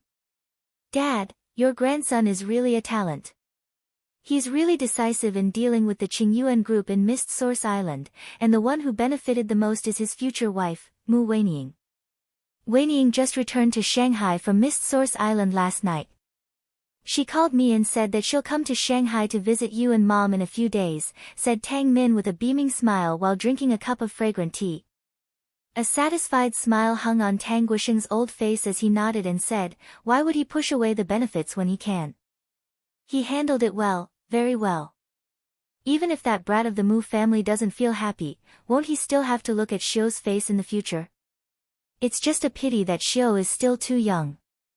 I can't wait to pass the patriarch position to him in 8 or 10 years. I reckon that even if you want to pass the patriarch position to Xiu, he won't accept it," said Tang Min with a smile. "How can a sparrow and a swallow know the ambition of a great swan? To be honest, even I don't know what Xiu is ultimately plotting. But I'm sure that it will definitely be beyond our imagination. Don't exaggerate." Tang Guisheng couldn't help but laugh. Could it be that he's also plotting for immortality? Tang Min's expression moved and she said with a faint smile, "I think it's reasonable even if he's plotting for immortality. Don't forget that he's an immortal cultivator. An immortal cultivator can live for a very long time as long as he cultivates to a very high level." The smile on Tang Guisheng's face slowly receded. He was silent for a long while before he said in a deep voice, "If he dares to plot for immortality, my Tang family is willing to give him a hand even if we have to risk everything." Immortality, hee. Even if he can live for hundreds of years, our Tang family can become the real #1 family in China. I'm afraid we won't be weaker than those foreign families that have been established for hundreds of years. If Xiu can really live for hundreds of years, then I'll be basking in his glory," said Tang Min with a smile. At this moment, the ringtone of a mobile phone on the table interrupted Tang Min's words. Tang Guisheng grabbed the phone and looked at the name on the screen. His expression suddenly moved as he picked up the call and smilingly said, "Brother Duanmu, could it be that the exploration of the 3-star vestige is over? Xiu didn't do anything earth-shattering, did he? Tan Xiu sacrificed himself." Duan Mulin's bitter voice came from the phone. "What did you say?" Tang Guisheng stared blankly for a moment before he suddenly jumped from the rattan chair and shouted sternly, "Cut the crap, Duan Mulin. I know better than anyone else how capable my grandson is. I dare say that no one in this world who can kill him has been born yet. I just received the news that all the passages to the 3-star vestige have been completely sealed. Only members from 3 countries have come out of the vestige alive, said Duanmu Lin helplessly. They are from Huaxia, Japan, and South Korea respectively. The other 4 members of our 5-man team all came out alive. Only Tan Xiu, he didn't come out. I heard from the team captain, Zhu Long, that after the 5 of them went deep into the vestige, Tan Xiu proposed to act alone. Later on, his whereabouts were unknown. Tang Guoxing panted heavily and angrily shouted, "That's impossible. I absolutely don't believe that my grandson died in that trifling 3-star vestige. Where are you now?" "I'll go there immediately." Duanmu Lin hesitated for a moment before he helplessly said, "I'm on the way to Haiben Island. The other countries that didn't come out alive will find it hard to accept the result of the exploration of the vestige, so I need to go there to solve it." "Haiben Island, right? Wait for me." Tang Guoxing hung up the phone and fiercely kicked the table in front of him. Then, he roared, "Gather all the members of the 1st and 2nd Guardian squads and immediately follow me to Haiben Island. Tell them that their chances of coming back alive are nearly 0 if they leave with me this time." Instantly, the blood drained from Tang Min's face. She had heard a lot of grievous news in her life, but this one had never given her such a big impact. "My nephew sacrificed himself? Impossible." Tang Min roared inwardly as she turned around and ran outside. At the same time, 2 burly middle-aged men exuding a valiant aura rushed out from the corner of the courtyard. Without any hesitation, they also rushed outside the courtyard.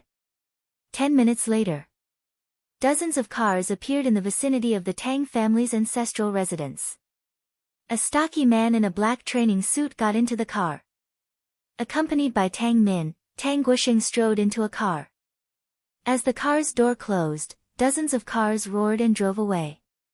The Tang family's clansmen everywhere received the news that the old patriarch flew into a rage for some unknown reason and left with all the members of the 1st and 2nd Guardian squads. For a time, all the Tang family's clansmen were shocked and rushed toward the Tang family's ancestral residence without stopping. They were perfectly aware that the Tang family's most secretive 1st and 2nd Guardian squads were the Tang family's most powerful defense team. In the past, only when the Tang family was in the most dangerous and critical juncture would all the members of these 2 squads be dispatched. Could it be, did the Tang family encounter a serious life and death crisis? However, before they arrived at the Tang family's ancestral residence, another news came. The old patriarch issued an order that all the members of the 1st and 2nd Guardian squads would have 0 chance of coming back alive this time. This is the Iron Order of the Deathsworn.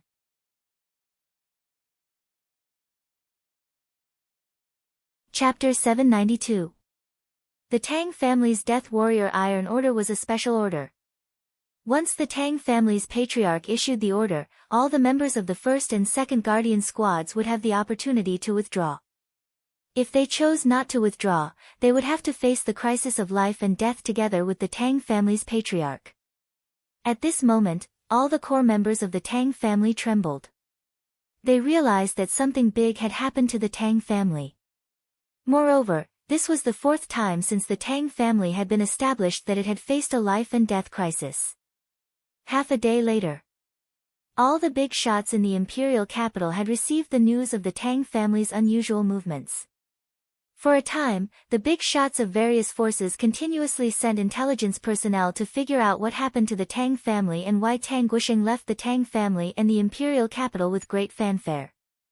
In the vast sea, a liner was braving the wind and waves as it rushed toward the Strait of Malacca. Inside a beautifully decorated room in the cabin, Duanmu Lin's brows were tightly furrowed. He had received the news from the imperial capital that Tang Guoxing was coming with a large number of people. "Boss, there's a fishing boat ahead. According to the signal released from there, it's our people." A short middle-aged man in a training suit quickly appeared in the room. Duanmu Lin's expression shifted and he strode out of the room. When he came to the bow deck, he saw Zhu Long's group of 4 standing on the approaching fishing boat. Duanmu Lin's mood was very complicated. China had won a great victory this time and got the most benefits, which made him excited and pleasantly surprised. But Tan Xiu couldn't come out of the 3-star vestige alive, which made him a bit sad and helpless. Boss! Boss! As the liner and fishing boat approached, Zhu Long, Fire Devil, Electro Lady, and Aquababe jumped on the liner and respectfully greeted Duan Mulin. Duan Mulin nodded and said in a deep voice, "You did a great job, even better than I expected. But now is not the time to know about the spoils of war. Tell me, what's the situation with Tan Xiu? Can we talk about something happy, boss?" Zhu Long forced a smile. "Do you think I don't want to talk about something happy?" Duan Mulin helplessly said. Now, the Tang family was ready to make a move, and Tang Guisheng personally led a large group of people here. Besides, there's also the everlasting feast hall that I can't figure out. With all these troubles added together, it will be hard for me to explain if I can't handle it well. The Tang family? What does this have to do with the Tang family? Asked Zhu Long with a frown. Duan Mulin said, "Tan Xiu is Tang Guisheng's grandson. What do you think?" Zhu Long's expression changed slightly, and even Fire Devil, Electro Lady, and Aquababe couldn't help changing their expressions. If it was in the past, they would not have cared about the Tang family. After all, for ability users like them who possessed miraculous powers, ordinary families would not pose much of a threat to them no matter how powerful they were. However, ever since the Manchurian tiger was eliminated by the Tang family and the Yao family was destroyed by the Tang family, they didn't dare to look down on the Tang family even though they were paranormals.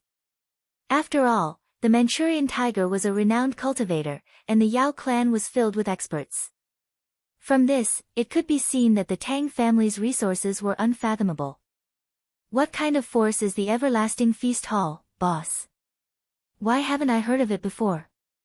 Zhu Long took a deep breath to calm his mind and asked. The Everlasting Feast Hall's headquarters is in Jingmen Island, said Duan Mulin. On the surface, it's just a restaurant with a few branches, but it has a very terrifying force in the background.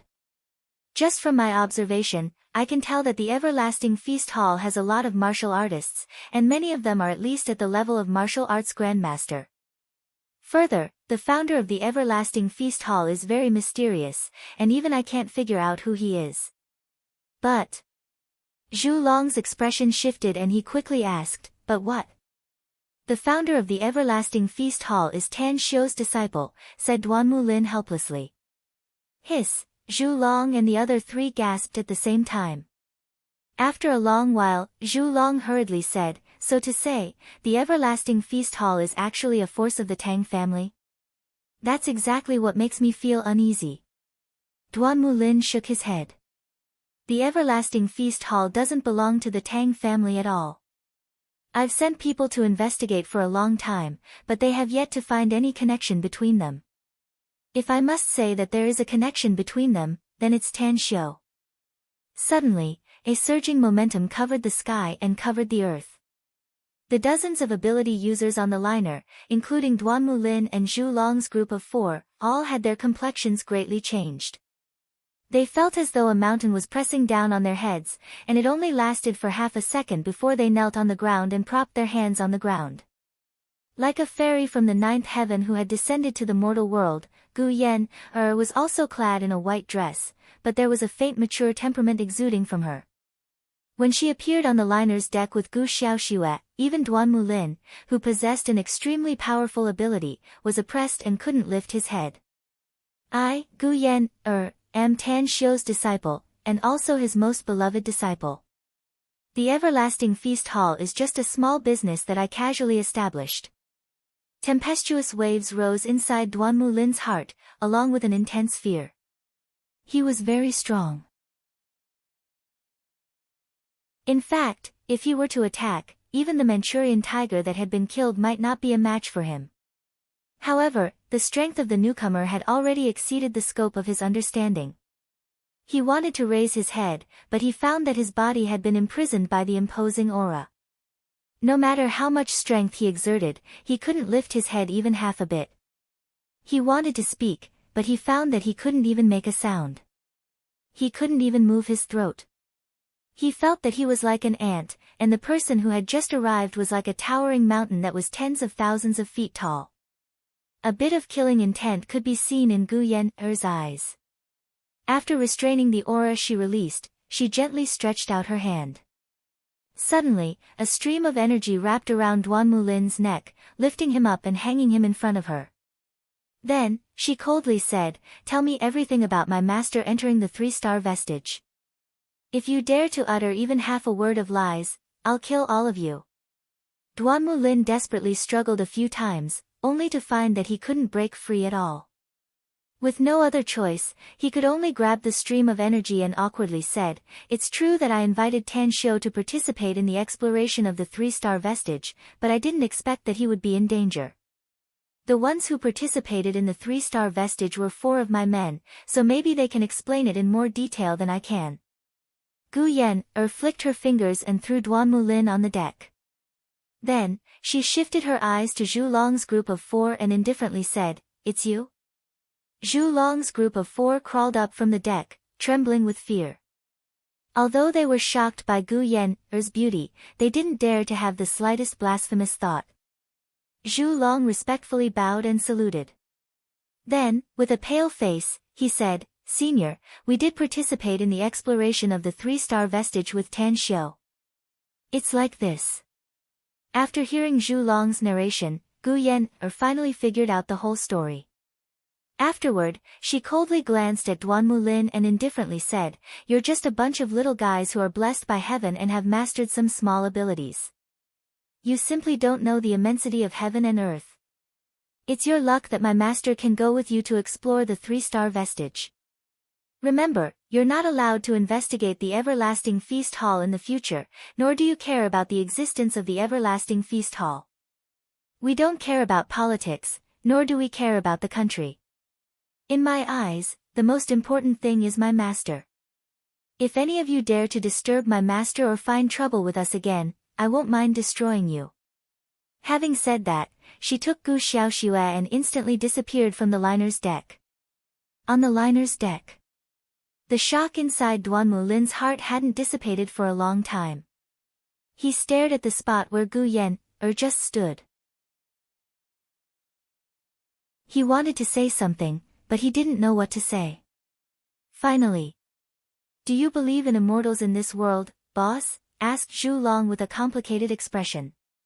Duan Mulin slowly turned his head and was silent for a while before saying bitterly, "I would never believe it if it were before. But at this moment, I have no choice but to believe it. Boss, that Gu Yan claims to be Tan Xiu's disciple, but we've seen Tan Xiu's strength. He's indeed very strong, but compared to that Gu Yan, he's worlds apart," said Zhu Long. "What exactly is going on here? Also, I'm guessing that this Gu Yan is a cultivator, and one with an extremely terrifying cultivation. So, Tan Xiu is also a cultivator?" "You guessed it right." Duan Mulin nodded. "Tan Xiu is indeed a cultivator. This is also the main reason why I invited him to participate in the exploration of the 3-star vestige. Legend has it that when a cultivator's cultivation reaches the peak, they will have to face the heavenly tribulation. If they can successfully cross the tribulation, they will be able to break the shackles and tear the space to ascend to a higher level, the immortal world. I used to think of this legend as a fairy tale. But now it seems that it's very likely to be true." Hiss, hiss, Zhu Long's group of 4 sucked in a cold breath at the same time. They felt that if Duan Mulin's guess was correct, then the everlasting feast hall was definitely a terrifying existence. They could even rule the entire earth with ease, right? No. If Tan Xiu wanted to rule the entire earth now, wouldn't it be a piece of cake for him? They recalled Gu Yen's terrifying strength and the identity of Tan Xiu mentioned by Gu Yan. For a moment, intense fear was birthed inside their hearts. If Tan Xiu really had such an idea, then Duan Mulin also had the same worry, but what made him feel better was that Gu Yan had just made it clear that she didn't care about politics or the country. As for Tan Xiu, he didn't seem to be an ambitious person. Otherwise, Wouldn't he be able to become the ruler of China if he wanted to? Countless thoughts flashed in Duan Mulin's mind. After a long time, he calmly looked at the dozens of fearful ability users under his command and said in a deep voice, "Convey my order. No one from any department is allowed to provoke Tan Xiu, the everlasting feast hall, the magnificent Tang Corporation, and the Tang family of the imperial capital from now on."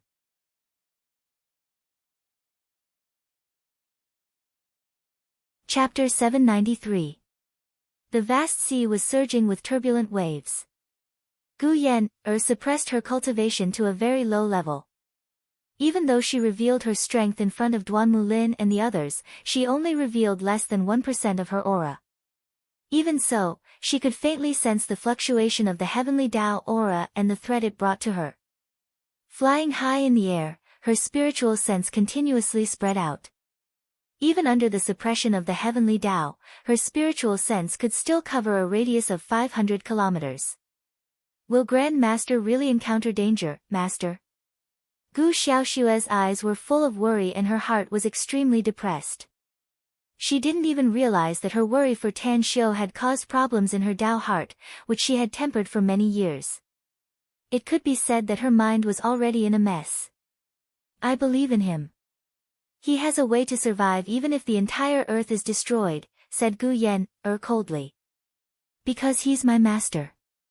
Gu Xiaoxue calmed down a bit and asked, "Then, are we going directly to the 3-star vestige? You should be able to reopen it, right? I know about the several forces in the universe whose technological civilizations have developed to the peak. They also have very strong armed forces," said Gu Yan, indifferently. "But 3-star civilizations are pitifully weak in the universe. At my peak, I can destroy a 3-star civilization with a flick of my finger."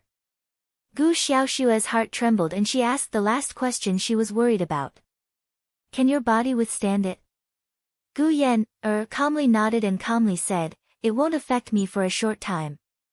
Don't worry about it." Suddenly, Gu Yan's expression shifted and she instantly sped up with Gu Xiaoxue, flying toward the southeast about 500 kilometers away. In just a few breaths, she appeared on a desolate island. On the island, Tan Xiu blocked Qing Xuemei's attack without batting an eyelid.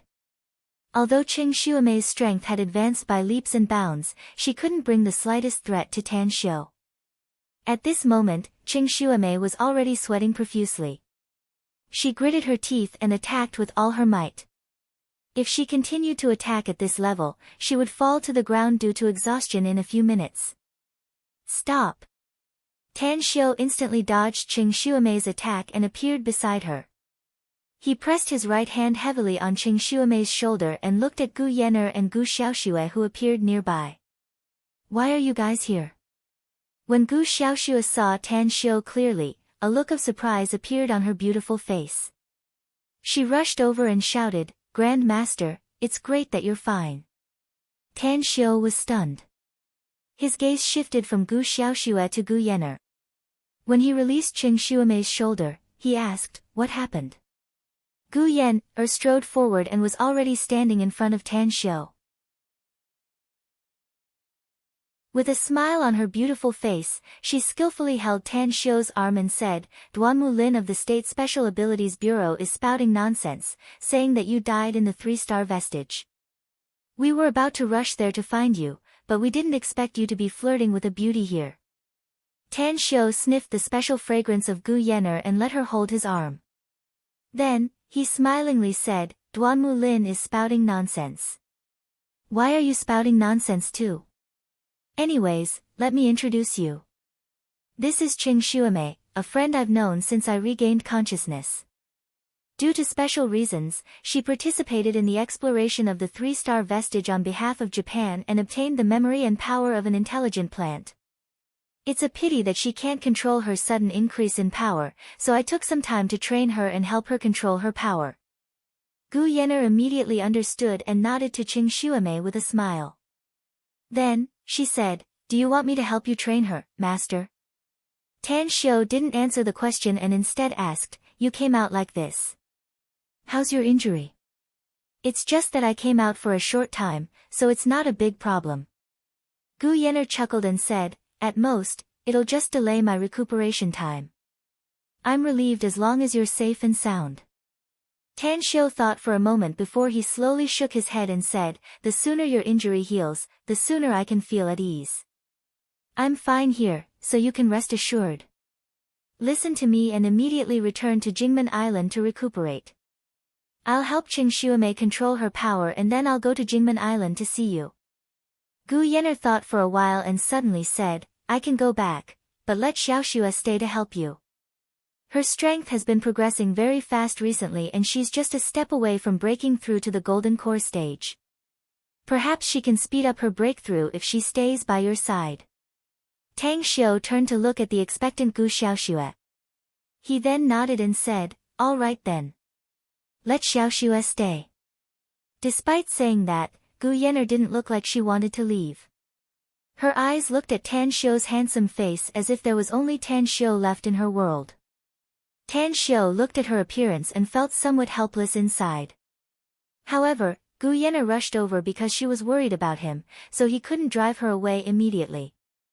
Therefore, he could only look at Gu Xiaoxue and said, "You'll be Qing Xuemei's sparring partner until she's too tired to get up.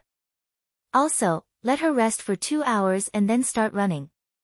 She knows how to persevere." "All right." Gu Xiaoxue gently nodded. Tan Xiu took Gu Yenner to the subaquatic corvette and took out some stored fruits from his interspatial ring. Then, he chuckled and said, "Have some fruits and chat." "All right." Gu Yenner took the fruits without hesitation. As clear water condensed in front of her, she directly washed the fruits in the clear water. Then, she waved her hand to disperse the floating water and smilingly said, "Have an apple, master." On the deserted island.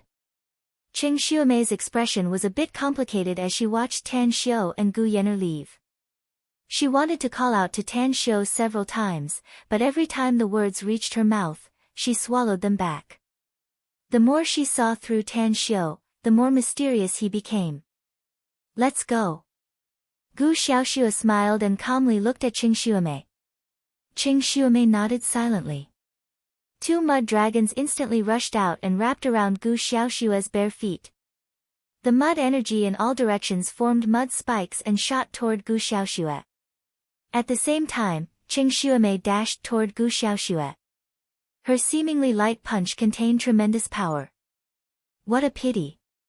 Qing Xuemei thought that after a few minutes of rest, she had recovered some of her strength and could easily knock down the girl in front of her. But the result made her expression drastically change. Gu Xiaoxue's legs trembled and a wave of qi instantly burst out from her legs. Almost in an instant, the 2 mud dragons were shattered and lost their binding effect. The mud needles that shot from all directions were also smashed by Gu Xiaoxue with a wave of her hand. Bam! Qing Xuemei's fist was easily caught by Gu Xiaoxue. With a gentle push, Qing Xuemei's body retreated more than 10 meters and staggered to stabilize her figure. "She's so strong." Qing Xuemei was shocked. She never thought that Gu Xiaoxue, who seemed to be younger than her, would have such a powerful strength. Although her attack power was only 60% to 70% of her peak, it was like child's play in the eyes of her opponent. "Let's continue." Gu Xiaoxue chuckled. Qing Xuemei gritted her teeth and moved again. A few minutes later, Qing Xuemei finally fell to the ground due to exhaustion. She looked at Gu Xiaoxue, who was spotless and didn't even leave a stain on her white dress. She was completely convinced and asked, "Are all cultivators so powerful? I feel that my strength has increased dozens of times, yet I can't even beat Tan Xiu. Now, I'm so much weaker than you." "You're not weak, actually," said Gu Xiaoxue with a smile. "It's just that you don't seem to be able to fully use your own power. Grand Master said that he'll find a way to let you control your own power, so I can be your sparring partner in the following days." "Thank you." Qing Xuemei was grateful. "You don't need to thank me." Gu Xiaoxue smiled. "I'm just carrying out the task given to me by Grand Master. If you want to thank someone, thank him." "That's right, how should I train you next?"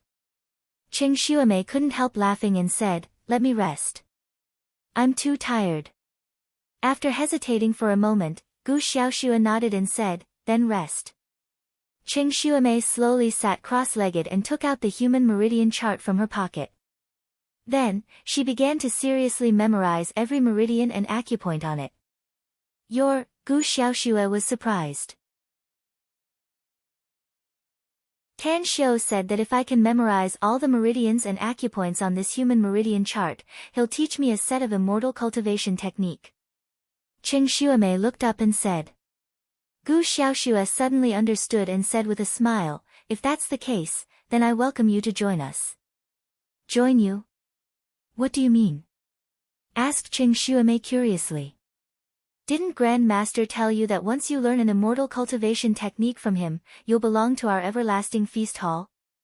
Asked Gu Xiaoxue in astonishment. No, he didn't. Qing Xuemei shook her head. It doesn't matter if he didn't tell you.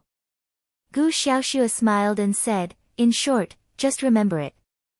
Your background and foundation will be our everlasting feast hall in the future. You must not betray us and must obey the orders of the everlasting feast hall's top brass. Of course, the most distinguished person in our everlasting feast hall is you, Grand Master. Qing Xuemei was silent for a moment and then slowly said, I used to be a policewoman, but I'm now a member of the Special Abilities Bureau. I've never thought about joining the everlasting feast hall. I'm afraid that the leaders of the Special Abilities Bureau won't agree to it. A touch of disdain appeared on Gu Xiaoxue's face as she indifferently said, would your Special Abilities Bureau's people dare to disagree? We met someone from your Special Abilities Bureau on the way here. Although I don't know what status that old man surnamed Duanmu has in the Special Abilities Bureau, I'm afraid he won't dare to be an enemy of the everlasting feast hall for the rest of his life. What do you mean? Asked Qing Xuemei with a puzzled expression. Master can destroy the entire Special Abilities Bureau with a flick of his finger if he wants to, said Gu Xiaoxue with a faint smile. If Grand Master agrees, all the ability users in the Special Abilities Bureau will turn into ashes in a flash. Just now, dozens of ability users from the Special Abilities Bureau knelt in front of my master and couldn't even lift their heads.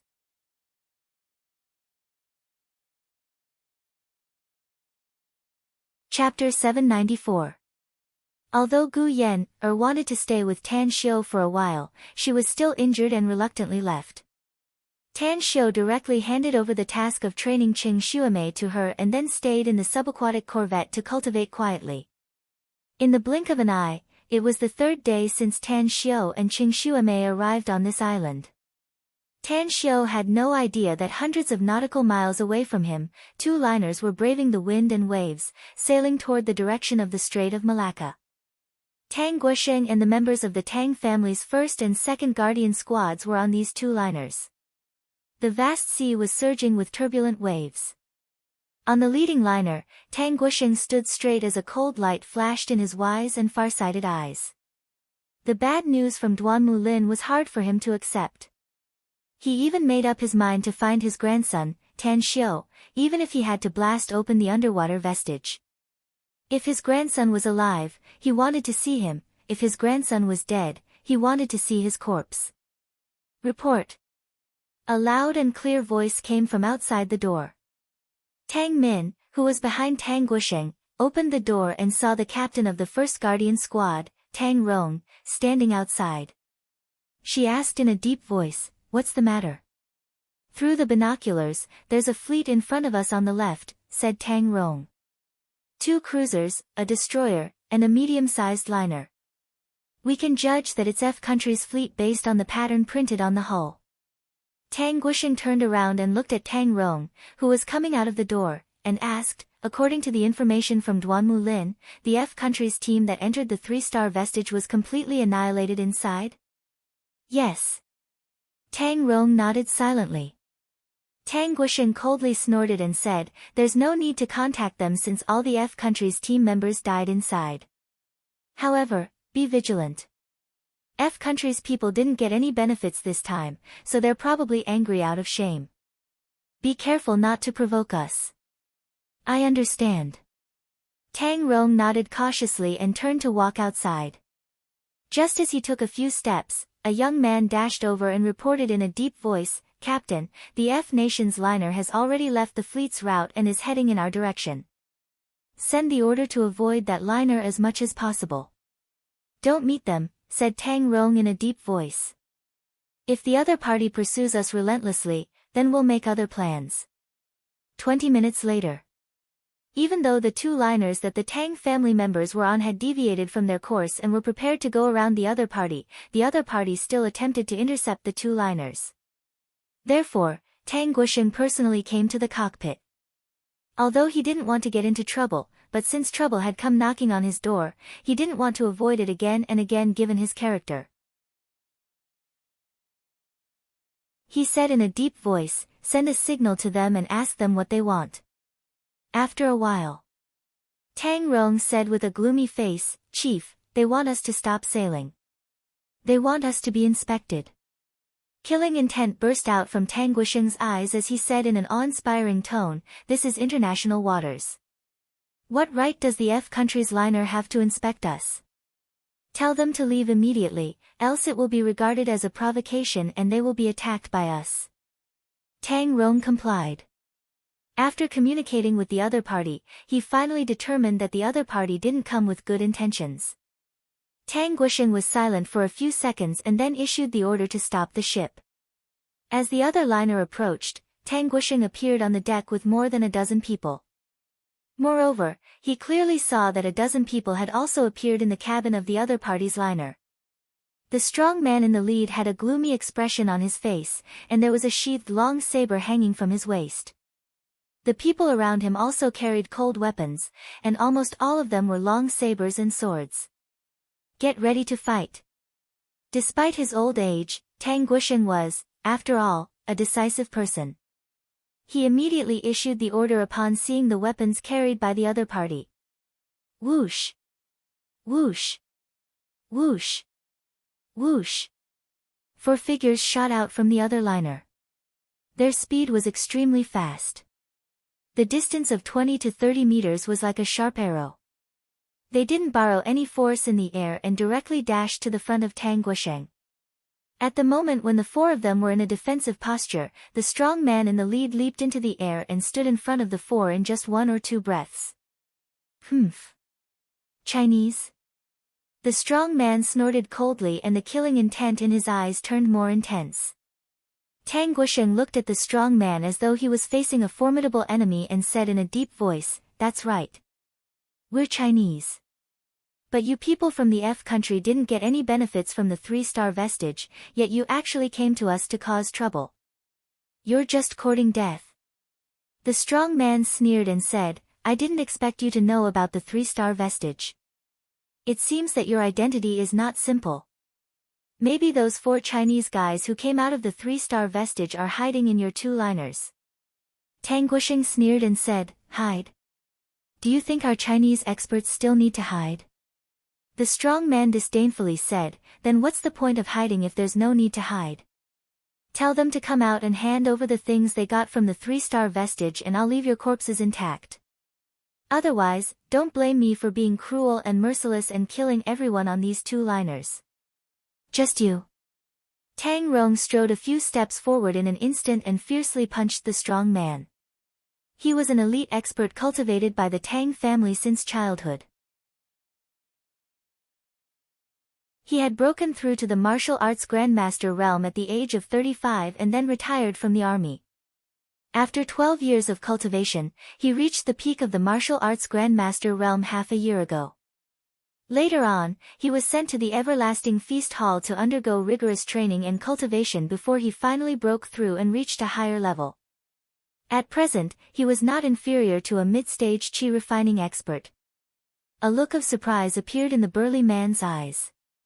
A ball of flame instantly formed between his raised hands, and then he pushed it forward forcefully, colliding with Tang Rong's fist. Boom! Tang Rong's expression changed drastically. As his fist collided with the flames, the high temperature instantly turned his fist red. The 2 fire snakes broke free from the flames and bombarded his chest along his arm. It was just 1 hit. Tang Rong, who was comparable to a mid-stage qi refining expert, was sent flying and seriously injured. The strong man didn't follow up with another attack. Instead, he mocked with an arrogant expression, "You want to fight me with such little power? You're simply overestimating yourself. I've warned you to hand over everything you got from the 3-star vestige, else I don't mind killing you all." Tang Guosheng's expression changed drastically. He never dreamed that the strong man in front of him turned out to be an ability user and a terrifying one at that. The experts he brought this time were the top armed forces of the Tang family, and Tang Rong was ranked first among them. However, how could Tang Rong be defeated so easily? Moreover, he was seriously injured. At this moment, Tang Guosheng faintly felt bitter in his mouth. What kind of status did he have? Aside from that Amur tiger from before, when had he ever been forced by others? Dad! Tang Min appeared near Tang Guosheng with 2 men and 2 women. With a bit of worry on her face, she first propped Tang Rong up and then looked at Tang Guosheng. Tang Guosheng took a deep breath and ignored Tang Min. Instead, he stared at the strong man and said, "You're indeed very strong, but are these people you brought as strong as you? The number of experts on our 2 liners is definitely not less than yours. Are you sure you'll still have a lot of people left after you kill us all?" The strong man sneered and said, "With just you? You think you can make us suffer heavy losses? Ha ha ha, since when did you Chinese learn how to be an alarmist?" "Alarmist?" Tang Guosheng indifferently replied. "Just give the order if you think I'm just being an alarmist. This is the depths of the sea, so it's very easy to destroy the corpses here. I wanna see if we'll all be killed or if you and your men will die here." The strong man hesitated. Although he was very confident in his men, the enemy who just attacked him was not a weakling. At the very least, there were no more than 3 people among his men who were stronger than him. It would be impossible for him to kill these people easily if there were more people among these Huaxia people who could be comparable to the man just now. "I don't want to kill anyone. I just want the things your Huaxia people got from the 3-star vestige. Hand them over and we'll leave immediately. Don't say that you've got the wrong people. I won't give them to you even if we really have them," said Tang Guosheng in a deep voice. The strong man was silent for a moment and slowly said, "If that's the case, then I'll take a step back. Whatever you get, we can split equally. If it's scientific knowledge, we can share it. This is the bottom line I can bear, old geezer. Don't challenge my bottom line. Are you sure that the things in the 3-star vestige are with us?" asked Tang Guosheng. "Yeah," said the strong man bluntly. Tang Guosheng took a deep breath and retreated a few steps back. Then, he fiercely shouted, "Heed my order, everyone. Immediately fight back if these guys dare to attack us. We don't plan to go out alive this time, so we must drag them to the underworld with us even if we die in battle." Affirmative. Dozens of members of the Tang family's 1st and 2nd Guardian squads appeared from the cabin. The total number of the 2 squads was 62 people, and there were still 61 people who could fight. Tang Guosheng knew that the 2 men and 2 women brought by Tang Min were also very powerful. They were experts sent by Tan Xiu to protect the Tang family. "Fucking old geezer." The strong man cursed and raised his hands. 2 fire dragons instantly formed in front of his fingers. He took a step forward and waved his arms. The 2 fire dragons bared their fangs and brandished their claws as they pounced towards Tang Guosheng.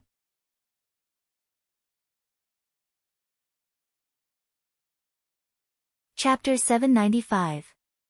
Tang Guosheng's complexion changed, while Tang Min looked horrified. She quickly blocked in front of Tang Guosheng and shouted, "Kill them." In an instant. Of the 2 men and 2 women who had been standing behind Tang Min, one of the women instantly appeared in front of Tang Min. As a terrifying aura was released from her body, the long sword on her back instantly flew out of its scabbard. The moment she grabbed the sword in her hand, layers of sword shadows sprinkled out. A gust of wind instantly surged. The water splashed from both sides of the liner.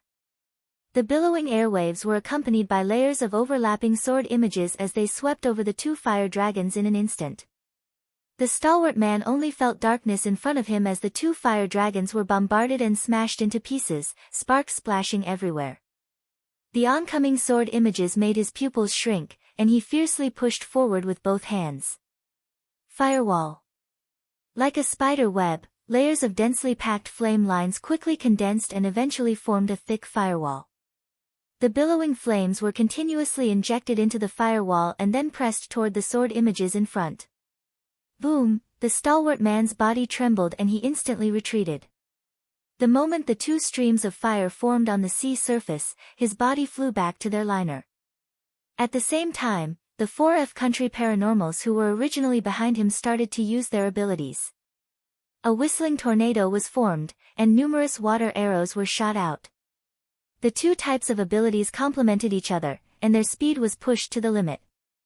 At the moment when the firewall was broken, they fiercely rushed forward. Arg! The four people were sent flying by the billowing airwaves. As they were flying upside down, a wind elementalist on the liner behind them released several wind belts and finally rolled them back to the liner's deck.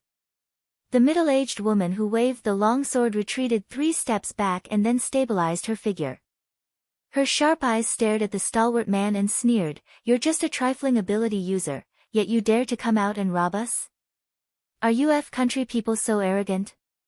The stalwart man's expression turned a bit ugly. He also stared at the middle-aged woman and shouted in a deep voice, "Who the hell are you? Also, how can the power you just used be so strong?" The middle-aged woman sneered and couldn't be bothered to pay attention to him. She nodded at the astonished Tang Min and returned behind her. "Are the 4 of you about the same strength?" asked Tang Min hurriedly. The middle-aged woman replied, "More or less." "If the 4 of you take action, can you kill the leader?" asked Tang Min again. The middle-aged woman nodded and said, "If it were me, it would have taken me quite a bit of effort to kill him, and even the whole liner would have been destroyed. If the 2 of us join forces, it will be enough to kill him. As for the 4 of us working together, he won't be able to leave this sea region even if he has 2 lives." "Then what are we waiting for?" Tang Min excitedly asked. "Go and kill them now. The F nation really deserves to die. Don't attack yet." Tang Guishan quickly said, "The other party has quite a number of people and their strength is not to be underestimated. I'll have them retreat first. If they don't retreat, it won't be too late to make a move then." He was shocked by the strength of the middle-aged woman sent by his grandson, Tang Xiuxiu, to the Tang family. Recalling how he had once ignored these people, Tang Guisheng instantly recalled his grandson's words that all the core members of the Everlasting Feast Hall were cultivators. At this moment, he looked at the ability users on the opposite liner and no longer had any fear in his heart. He held his head high and chest out as he looked at the big man and shouted in a deep voice, "This is the last warning. Retreat quickly, else your threat to me will come true." Although the big man was a bit startled, he wasn't scared at all. He even had a trump card up his sleeve. Therefore, he let out a wild and unruly laugh and said, "Relying on a woman? Just like scaring us away.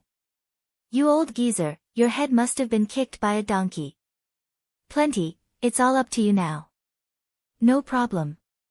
A woman with an enchanting figure and revealing attire swayed her willow-slender waist as she took a few steps forward. Along with a series of tender laughter, a drizzle suddenly fell from the sky. Behind her, 6 men and women in dark blue attire, holding various utensils in their hands, rose into the air at the same time. The already turbulent sea around the liner they were on suddenly became unbearably violent under the same strength of the sea breeze. As waves exploded, pillars of water suddenly shot up into the sky. A total of 72 pillars of water rapidly rotated and absorbed the misty drizzle around them. "Be careful, don't overturn the liner." Tang Min stood on the deck, but her body swayed a few times. In a flash, the 4 men and women with swords on their backs behind her were like cannonballs that blasted out and instantly appeared on the opposite liner. As the 4 swords rotated and crisscrossed, they instantly arranged the 4 symbols sword array. A terrifying aura burst out from the four symbols sword array, causing the thicker water columns in the surroundings to faintly distort. Flowing light, sword shadow. The overwhelming sword beams whizzed and rushed toward the opposite liner, while the figures of the four people behind the sword beams stirred the surrounding void and turned it incomparably dark. As the water columns seemed to come to life and rushed toward them, the sword beams crazily stirred and turned the sea area into a terrifying space of torrential rain. 10,000 meters away. A freighter was floating on the sea with two men and women in black tuxedos standing on the top of the freighter. The man was tall and handsome, while the woman was incomparably beautiful. They looked at the distant sea as if they could see through the void and see the battle scene tens of thousands of meters away. Dorrit, if my guess is correct, those four people should be the legendary cultivators of Huaxia, right? Because only they can burst out such a powerful combat power. The beautiful woman smiled and stroked her hair with her slender jade-like hands, exuding the charm of a mature woman. They're indeed cultivators of Huaxia. Dorrit snorted coldly. I once met a brat who was much stronger than them. But that brat was too insolent and was eventually killed by my master and his senior brother. If I had my current strength, my master wouldn't have passed away due to his heavy injuries. Your master was a very powerful ability user of our country. He also participated in the Crusades. The beautiful woman shook her head and said, even the current you is inferior to him in the past. Even he passed away due to serious injuries, let alone you. However, those country's ability users do have some ability. I know that Shui Duo. I've fought her before, and she was defeated by me. The six people behind her are all water attribute ability users. Their joint attack will cause their power to increase by more than 10 times. Tell me, who will be the winner of this showdown, or the country's ability users? No matter who is stronger or weaker, they won't be the final winner, said Dorrit apathetically. Country's people didn't get anything from the 3-star vestige, but the Chinese people got too many benefits. We can't do anything to them in Haiben Island, but here, we must get the things in the 3-star vestige. The beautiful woman let out a faint smile and said, you'll have to pay the price if you want me to act. I know what you want, snorted Dorrit coldly. I'll give you that water crystal.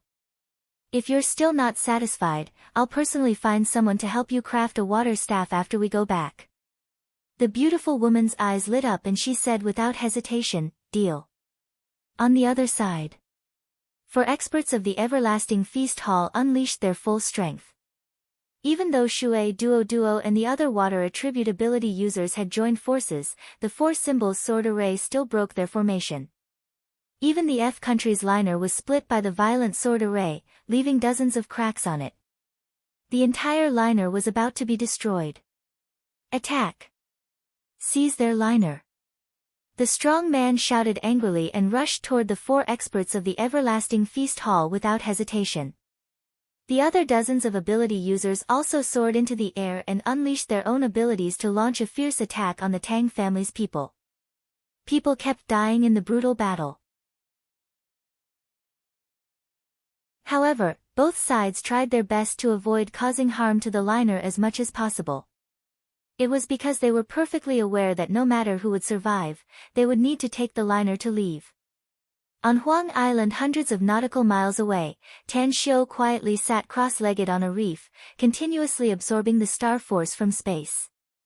His star's tyrannical body had become more profound as he diligently cultivated. Now, he only needed the last 2 layers to reach the perfect state. Kacha, Kacha, a robot bee flashed its metal wings and landed in front of Tan Xiu. Its claws grabbed the stones on the ground and finally shot out a virtual hologram. Tan Xiu opened his eyes and saw the scene displayed on the hologram. His expression greatly changed. As his finger slid on the hologram, a series of strange symbols finally appeared. These symbols were the numbers of the Bull's Dearth galaxy. These numbers showed the exact distance from the virtual hologram. You too, come back. Tan Xiu's figure soared into the sky and shouted at Gu Xiaoxue and Qing Xuemei 2,000 meters away. After a while, 2 figures sprinted over. Qing Xuemei, who had removed the gravity suit, was now able to control part of her power. Although her speed was much slower than Gu Xiaoxue, she was already very satisfied. "Did you call us, Grand Master?" asked Gu Xiaoxue. Tan Xiu instantly rushed toward the deep-sea corvette on the shore, but his voice stayed behind. "Return to the deep-sea corvette immediately. Our people are under attack hundreds of nautical miles away. We must rescue them immediately." "Our people?" Gu Xiaoxue's expression shifted. Her figure flashed and instantly appeared next to Qing Xuemei.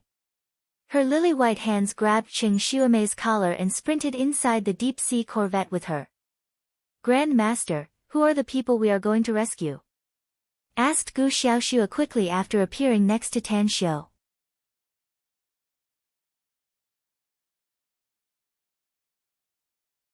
Chapter 796. With a gloomy expression, Tan Xiu quickly typed on the virtual keyboard in front of the subaquatic corvette's control panel.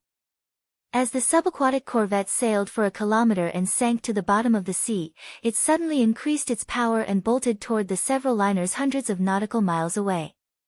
It only took a few minutes for the subaquatic corvette to arrive hundreds of nautical miles away. But in these few minutes, the fighting on the liners became more and more intense. The ability users of F country were faintly gaining the upper hand under the eruption of various abilities. Fuck off. The stalwart man's situation was different. Although his subordinates had killed or severely injured more than a dozen members of the Tang family's first and second guard squads, he was besieged by two experts of the Everlasting Feast Hall and was in danger of being seriously injured or killed at any time. Tang Guosheng and Tang Min were protected by the other two experts of the Everlasting Feast Hall and didn't suffer any injuries. Yet, they could only watch their family's most elite experts being killed or seriously injured, and their hearts sank. 10,000 meters away.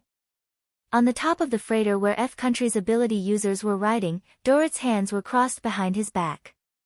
His eyes gleamed as he watched the Tang family's people gradually falling into a disadvantageous position. He slowly nodded and said, "F country's ability users are quite powerful. They used a lot of resources to train these ability users in the past, and it seems that the result is quite remarkable. China may have 4 experts, but 2 of them don't dare to act rashly since they have to protect others. If the battle goes on like this, it won't take long for most of China's experts to be killed, and the remaining ones will be seriously injured. However, F country's ability users won't have it easy either, and the final result will be a lose-lose situation for both sides." The woman giggled and said, "Kill them. Die. The fiercer they fight, the easier it will be for us to act. There's an old saying in China that when the sandpiper and the clam fight, the fisherman benefits. We should be the fisherman, right?" Dorrit glanced at the woman and lightly said, "I didn't expect you to have such a deep understanding of China's culture recently. What's wrong? Do you want to organize an Eastern punitive expedition?" The woman rolled her eyes and angrily said, "I'm not tired of living. Why would I organize an Eastern punitive expedition? Furthermore, now is not the time for adepts to stand at the peak of humanity. Ordinary firearms are no threat to us, but what about more powerful weapons? Especially, the secret weapon of each country, the laser gun." Dorrit's expression turned a lot more solemn as he nodded and said, "Countries are exploring and developing all kinds of relics, and the scientific and technological power they control is getting stronger and stronger. The laser guns with high firing speed, long range, and terrifying power have become the secret weapons of various countries. They are indeed able to threaten us." The beautiful woman didn't think as much as Dorrit. She gazed into the distance and said, "Don't let your imagination run wild. Let's just wait for both sides to suffer. Maybe there are treasures in the 3-star vestige that are beneficial to us ability users. I don't mind sharing some with you if I really have them," said Dorrit in a deep voice. "But if you don't, we can't change the terms we agreed on before." "Okay." In the vast sea, aside from the cruel slaughter on the ships and the constant appearance of various strange phenomena, the distant sea was much calmer. However, no one was aware that the subaquatic corvette had already appeared below the liner. Inside the cabin, Tan Xiu quickly entered a series of commands on the virtual keyboard. He then looked at Qing Xuemei and said, "You stay here. Xiao Xue and I will participate in the rescue operation. Remember, don't mess with the control equipment inside the subaquatic corvette. The optical computer has been bound to my fingerprint and retina. No one else can control it except me, else they will be attacked by the hidden weapons in the cockpit. How about I join the rescue operation?" Qing Xuemei nodded. Tan Xiu interrupted her and walked toward the cabin door while saying in a deep voice, "You still have a mission to complete, so you can't appear in front of others for the time being. Also, you can't even fully control your own power now. Not only will you not be of help to us, but you will also become a burden to us instead. Just stay here and behave yourself." Qing Xuemei was a bit embarrassed, but she still nodded silently. She knew that what Tan Xiu said was the truth. She was afraid that she wouldn't be able to help them with her current ability and might even become a burden to them. The subaquatic corvette's cabin door opened and a layer of energy shield popped out half a meter to block the great pressure of the seawater. As Tan Xiu and Gu Xiaoxue rushed out of the energy shield, the cabin door automatically closed. Under the pitch-black water, Tan Xiu and Gu Xiaoxue withstood the huge seawater pressure and quickly rushed to the surface. Kill the 4 of them. On the deck of the liner, 3 water ability users were controlling the surging water dungeon to trap the 4 members of the Tang family's second guardian squad inside. Even as the seawater solidified, ice arrows easily penetrated the water dungeon and shot toward the 4 people inside. Among the 4, a member of the second guardian squad clutched his bloody left arm.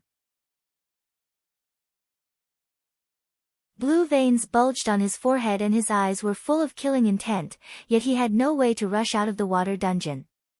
While the other 3 people dodged the ice arrows, they also had to take out their hands to help him block the ice arrows. "Don't worry about me. You guys find a way to kill your way out," the members shouted loudly. Puff, just as his voice fell, an ice arrow shot through the abdomen of a middle-aged man who was protecting him.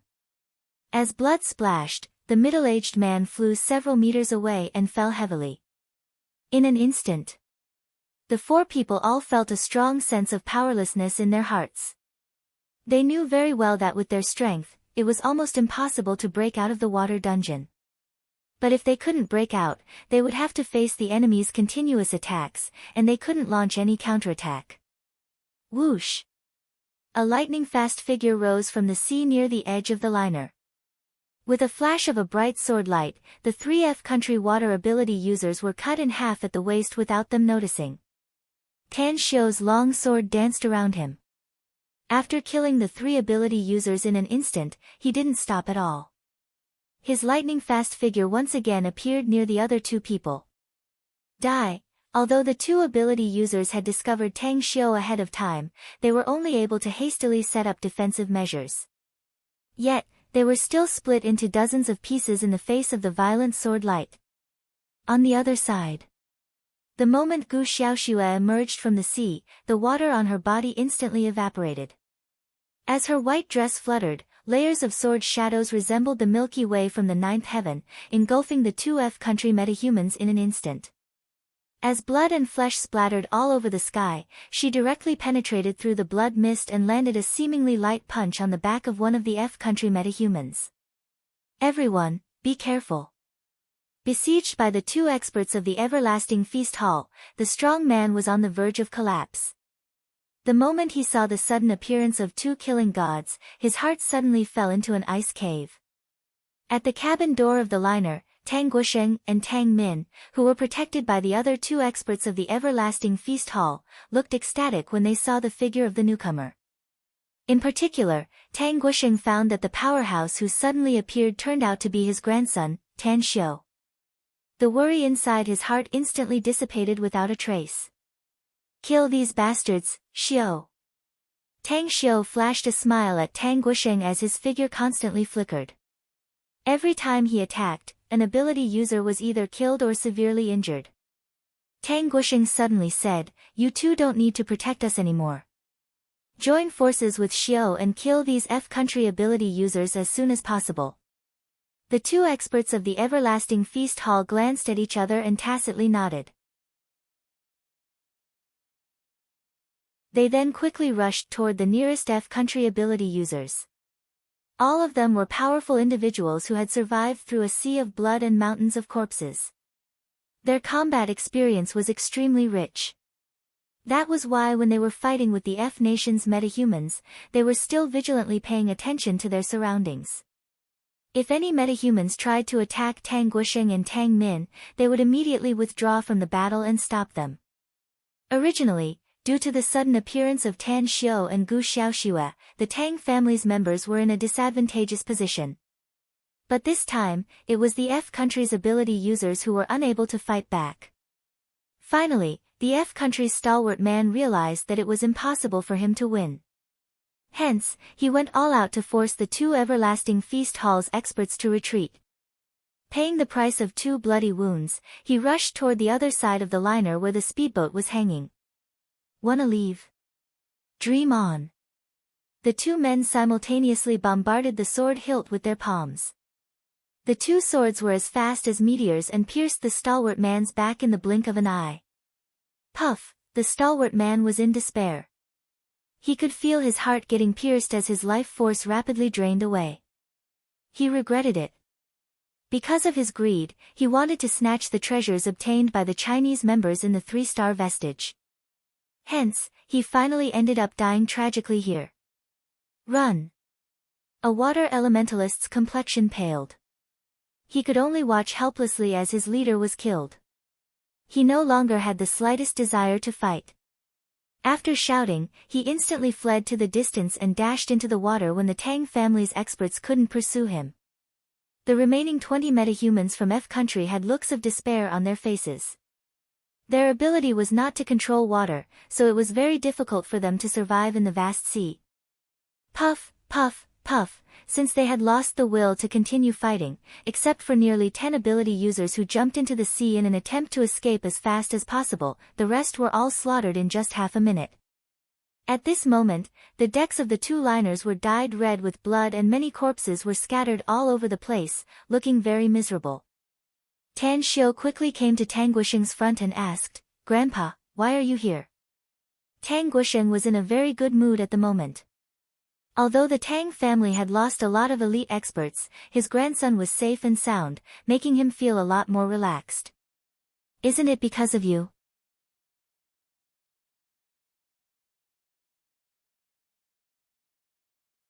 Chapter 797. Tan Xiu finally learned the whole story through his explanation. He didn't blame Duan Mulin for misinforming him. After all, anyone who couldn't come out of the relic after it was closed would think that they were trapped or dead inside. On the contrary. Although he looked calm on the surface, he was actually very touched inwardly. His grandfather, Tang Guisheng, the head of the Tang family, actually rushed here with a large number of experts of the Tang family with great fanfare and almost lost his life in the vast sea. That warm current flowed through his limbs and bones, warming his 3 souls and 7 spirits, making him feel extremely comfortable. "You should believe in my ability, Grandpa.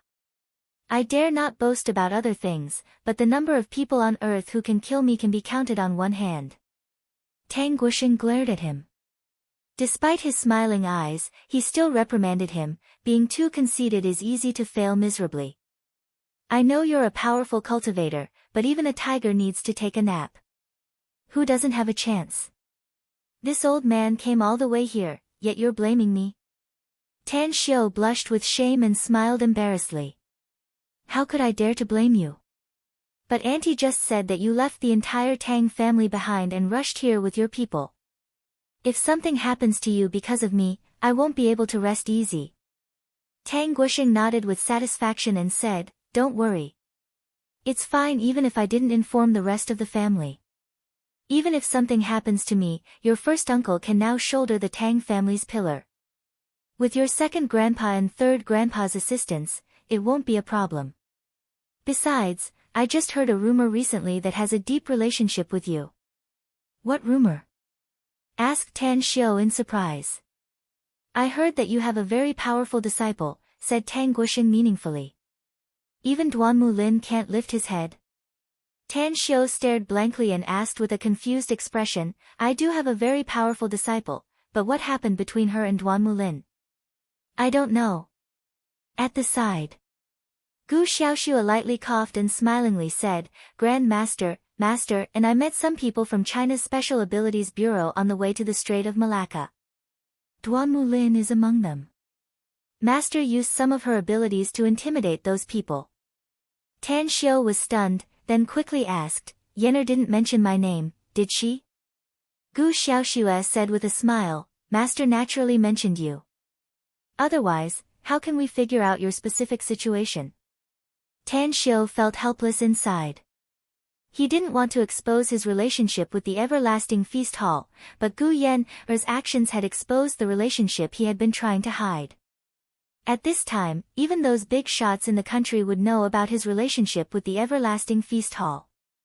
Sighing inwardly, Tan Xiu asked, You said that Yenner used some power? You managed to intimidate the people from China's Special Abilities Bureau? Gu Xiaoxue gently nodded and said, You know how strong Master is, Grand Master. That bit of ability is too powerful for her in the eyes of outsiders. Tan Xiu nodded in response. Since Gu Yenner had shown her muscles and intimidated the people from China's Special Abilities Bureau, then they should know that he wasn't someone to be trifled with. It didn't matter even if they were vigilant against him and the Tang family in the future. In any case, he didn't want to seize the position of the country's ruler by force. If the power Yenner has shown is really strong to the point that even Duan Mulin feels powerless against her, I'm afraid that many big shots will be afraid of me.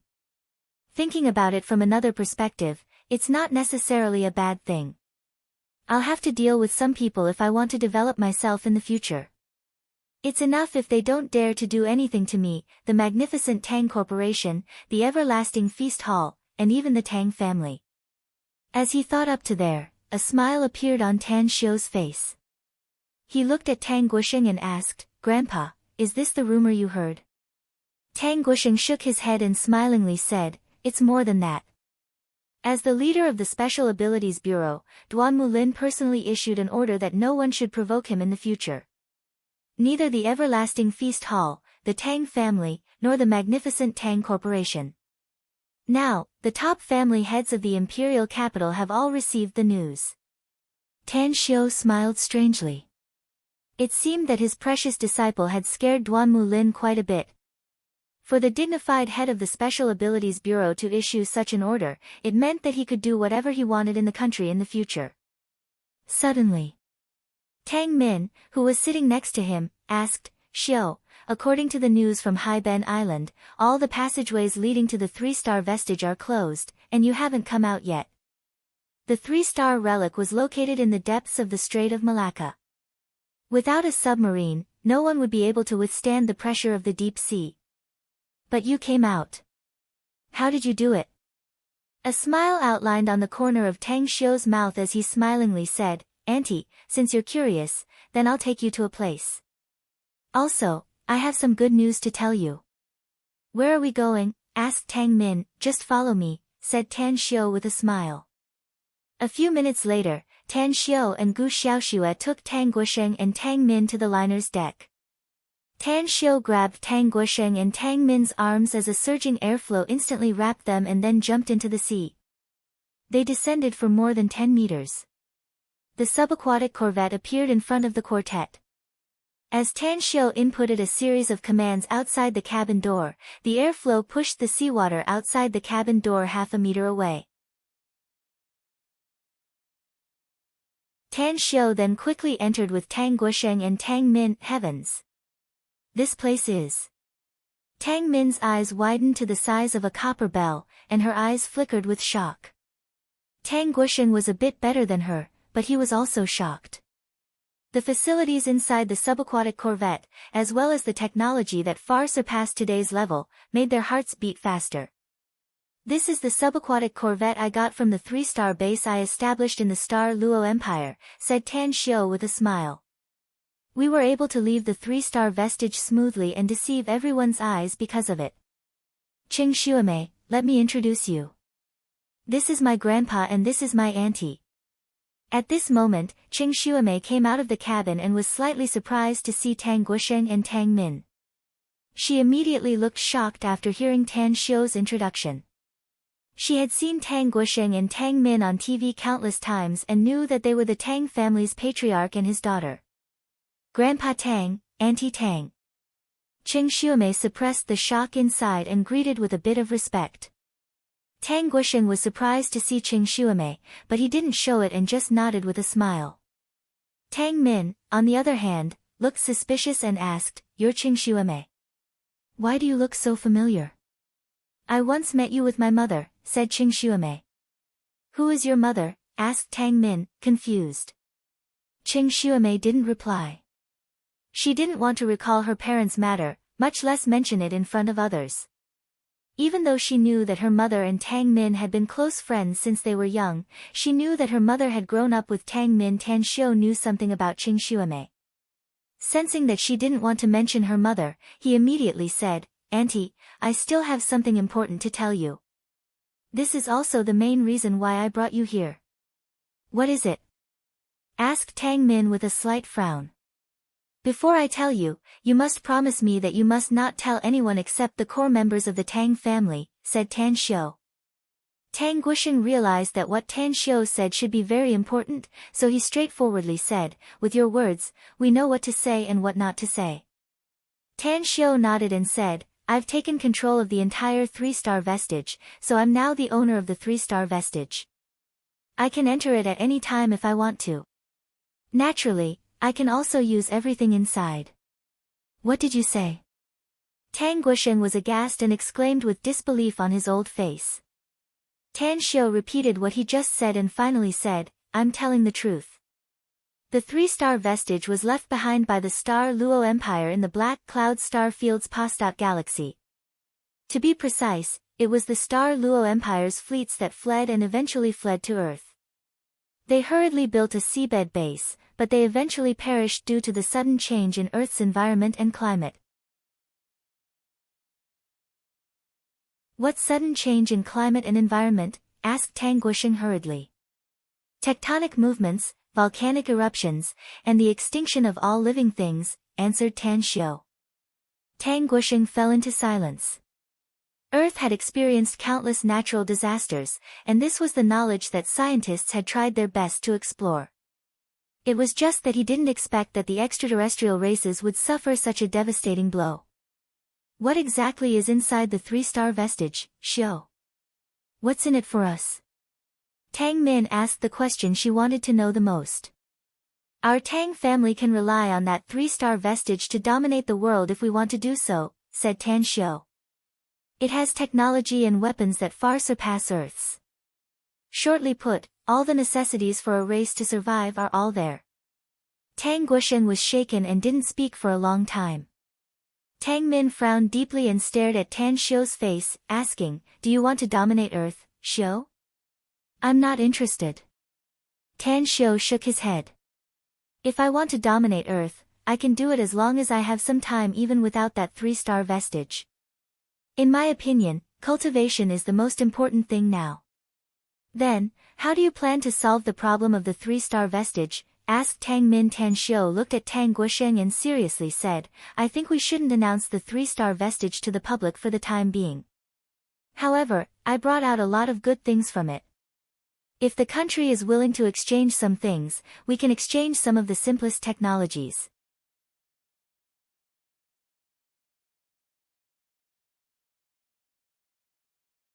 Chapter 798. Tang Guisheng very much approved of Tan Xiu's suggestion. Although his grandson, Tan Xiu, now controlled the entire 3-star vestige, everyone knew that a man who is not content is like a snake trying to swallow an elephant.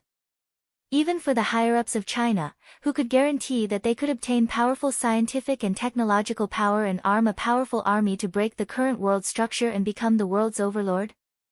"What do you need the most now, Xiu?" Tang Guisheng knew that his grandson was a cultivator, so he began to calculate the benefits for his grandson in his heart. Tan Xiu pondered for a moment and slowly said, "I need time." Tang Guisheng stared blankly and asked in confusion, "How long?" "At least 10 years or more," said Tan Xiu. The cultivation resources on Earth are really limited nowadays, and my cultivation speed is too slow. Grandpa, as long as I have enough time, no matter how the world structure changes in the future, it won't be a threat to me or even our Tang family. Tang Guisheng nodded silently. He felt that the 10 years that his grandson said was too little. If he wanted to cultivate to the level of a true expert, time was far from enough. For example, the Amur tiger in the northeast. He was 200 years old, but how much cultivation did he have? Then let's think about it and see what we can offer. We can make our country stronger and stronger, but we can't make it too strong in a short time. All right. Afterward, the grandfather and grandson began to discuss. Tan Xiu took out a lot of things from his interspatial ring. After their research, they finally determined a few things. Apart from the subaquatic corvette they were currently riding, there was only a producer for daily necessities and a few energy crystals. The subaquatic corvette we're riding now has more than a dozen weapon configurations inside, and the most powerful one is the subaquatic laser cannon. It can even blast a small island. Hence, I'm going to dismantle the main cannon and leave some other less powerful weapon systems. I believe that once the higher-ups of China get their hands on this subaquatic corvette, they won't be able to achieve much in 3 to 5 years. After 8 or 10 years, even if their research is thorough and they can use the scientific and technological results to manufacture a large number of subaquatic corvettes, we don't have to worry about it anymore. At the end of the discussion, Tan Xiu said slowly. Tang Guisheng nodded with satisfaction and smilingly said, "If you ask me, I'm afraid the higher-ups of China will be grinning from ear to ear even if most of the weapons on this subaquatic corvette are dismantled and handed over to them. Why can't our country become the world's hegemon? No way to become number one in military affairs? Isn't it because their weapons are too weak?" Tan Xiu said with a smile, "Since we are Chinese, we must make our country's weapons more powerful and make our country's armed forces the most powerful. I hope the higher-ups of our country don't have any ambitious people." Although he said so, he was sure that once Huaxia's military power reached the top in the world, even surpassing America by a large margin, the country's bigwigs would definitely implement some plans. At the very least, it would cause some changes to the current world structure. Huaxia was like a sleeping lion that got stronger and stronger after awakening and could now reach the world's first-class standard. However, a lion was a lion. Even though the lion had been staying in its territory peacefully for the past few decades, when it possessed the greatest strength, it would definitely want to step into the vast territory of the forest. Tan Xiu wanted his country to become stronger and stronger, but he needed more time to make his strength and influence stronger. Otherwise, this planet would be destroyed before he could ascend to the heavens in the future. Knock, knock, the door was knocked. Qing Xuemei, who didn't participate in the discussion, pushed the door and entered. She looked at Tan Xiu and quickly said, "The virtual image of the detector just showed that some people are approaching us. If my guess is correct, they should be people from America." Tan Xiu and Tang Guisheng exchanged glances and looked surprised. Tang Min, on the other hand, was puzzled and asked, "Someone from Team M? They're approaching us. Are they the same as those ability users from France? They also want to snatch the treasures obtained from the 3-star vestige from us?" Tang Guisheng nodded thoughtfully and said, "That should be the case. America has always regarded themselves as the world's top dog, yet all the powerhouses sent by their country were annihilated in the 3-star vestige. It's impossible for them to get more benefits from the 3-star vestige. My guess is that they set their sights on the people from various countries who obtained the treasures in the vestige." "Let's go to the steering cabin and have a look," said Tan Xiu. Shortly after, all 5 of them went to the steering cabin and watched the scene displayed on the virtual screen. A cold light flashed in Tan Xiu's eyes. It was because there were dozens of experts on the cargo ship sent by America. They were obviously not ordinary people, and it was obvious that they were up to no good when they looked at the 2 liners above. These people from America are really arrogant just because they are strong and have advanced weapons," said Tang Guisheng coldly. "Do you see the man on the top of the cargo ship? His name is Dorit, the leader of the Golden Shield Special Ability Bureau of America. His position is the same as Duanmu of Huaxia, but his authority is higher. How did you know that, Dad? Asked Tang Min, confused.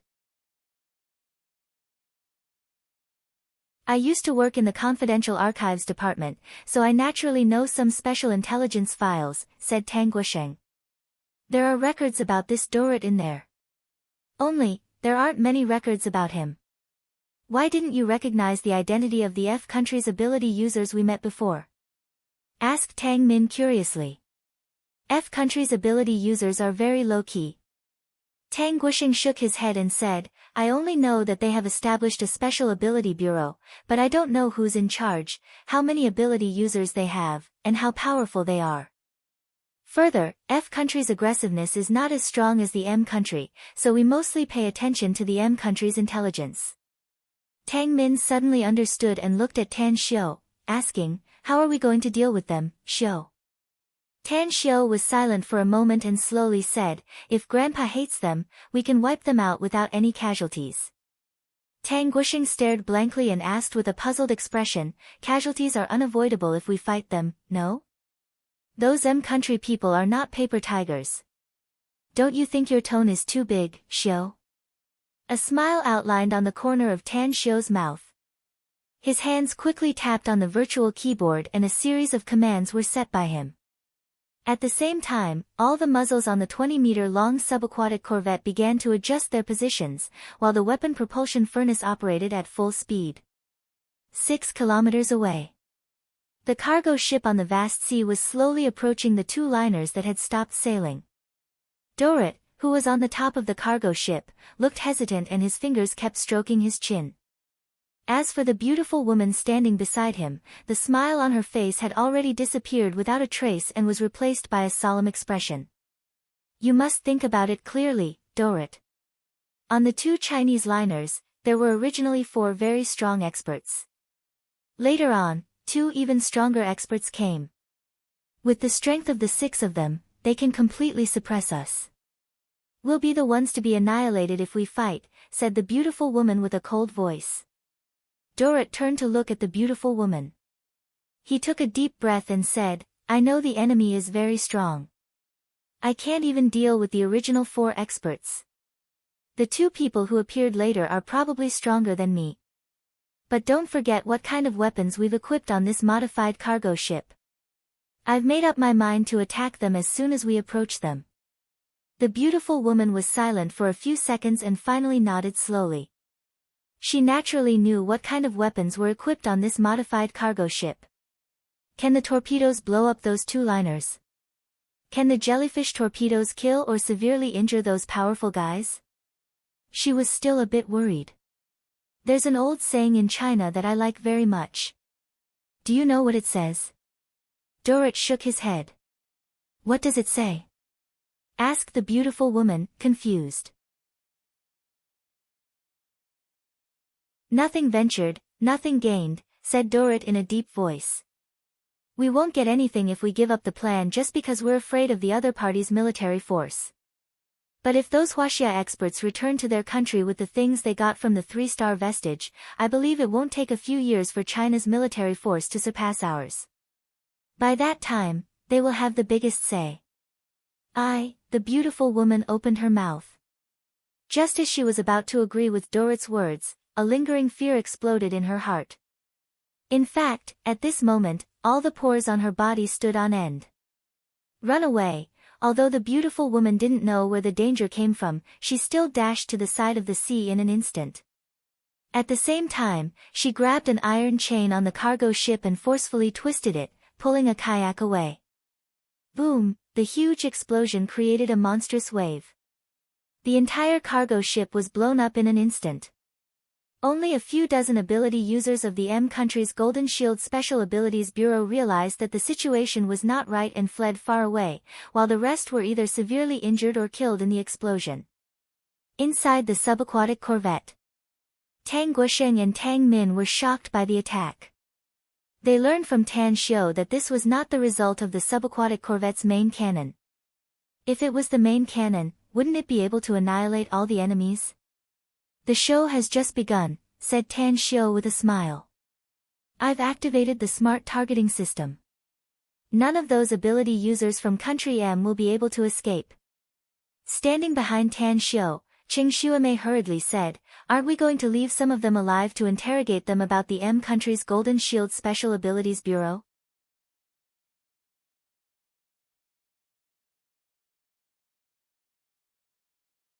Chapter 799. As far as Tan Xiu was concerned, it didn't make any sense to keep them alive. It didn't matter if he couldn't figure out the situation of Country M's Golden Shield Special Abilities Bureau. He was not a politician, but a cultivator who simply wanted to make some money to buy cultivation resources and then accompany his family to seriously cultivate. Tang Guishan completely respected Tan Xiu's opinion at this moment. When he found that the latter shook his head, he directly said, Xiu has his own plans. Since he doesn't want to keep them alive, then kill them all. I believe that Country M will be well behaved for a few years after these Golden Shield Special Abilities Bureau ability users suffer losses. As he said that, everyone's eyes were still glued to the virtual screen, watching the dozen or so Golden Shield Special Abilities Bureau ability users from Country M unleash their special abilities one after another and quickly fled from the place where the cargo ship exploded. The beautiful woman was still fine. She was a water elemental special ability user and also managed to grab a kayak in a hurry. She controlled it to escape a kilometer away and didn't suffer any serious injuries. However, Dorrit didn't have a sixth sense like the beautiful woman, so his reaction was a lot slower. At this moment, his back was badly mutilated and blood stained the corner of his mouth. He desperately controlled the two flames and quickly ran away on the surface of the sea. Boom, boom, boom, 6 roars came from behind them. Dorrit and the beautiful woman looked back as they ran, and their complexions drastically changed. They saw 6 members of the Special Abilities Bureau being bombarded by shells out of the water and their bodies exploding into a mist of blood more than 10 meters high in the air. What the hell was that?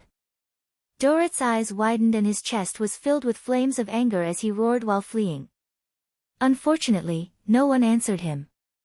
Even the beautiful woman with the lightest injury couldn't explain. Sang Ro was a water elemental of the Golden Shield Special Abilities Bureau. She was 48 years old and definitely ranked among the top 5 in the entire Golden Shield Special Abilities Bureau. She was also Dorrit's right-hand man. At this moment, although she was injured in the explosion of the cargo ship, it didn't affect her ability much. After entering the sea, she was like a fish in water, manipulating the water around her and constantly accelerating her swimming speed. At this time, even a supercar running at full speed couldn't match her speed in the water. The sea is my world. I can survive even if I stay in the sea for a few months. No matter what kind of weapon the other party uses, as long as I'm in the water, it won't pose any threat to me, Hayamoto Sang Ro imagined. Suddenly, a terrifying aura spread out, and even the buzzing sound traveled extremely fast in the water. In less than 2 seconds after she caught sight of it, a huge impact hit her back. As her body exploded, the seawater was dyed red. On the sea, the gorgeous woman operated the kayak and quickly appeared beside Dorrit. Looking at his miserable appearance as he coughed up blood, she shouted in a deep voice, "Come on, I'm faster than you on the sea. I'll take you to escape." The flames of anger in Dorrit's chest subsided a lot.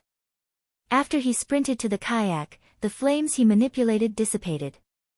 Seeing that the beautiful woman's injuries were not serious, he turned his head and looked behind him. Boom! Boom!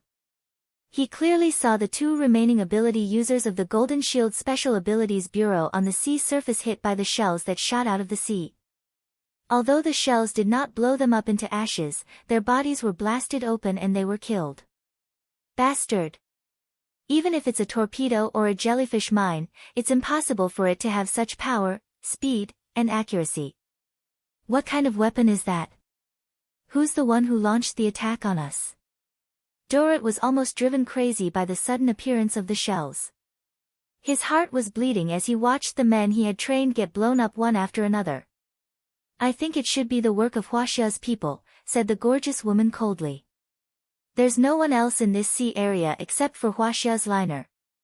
We should be ambushed by Huaxia, Dorrit. I'm guessing there's even a Chinese submarine at the bottom of the sea. Huaxia. I also guessed that it's their people, roared Dorrit.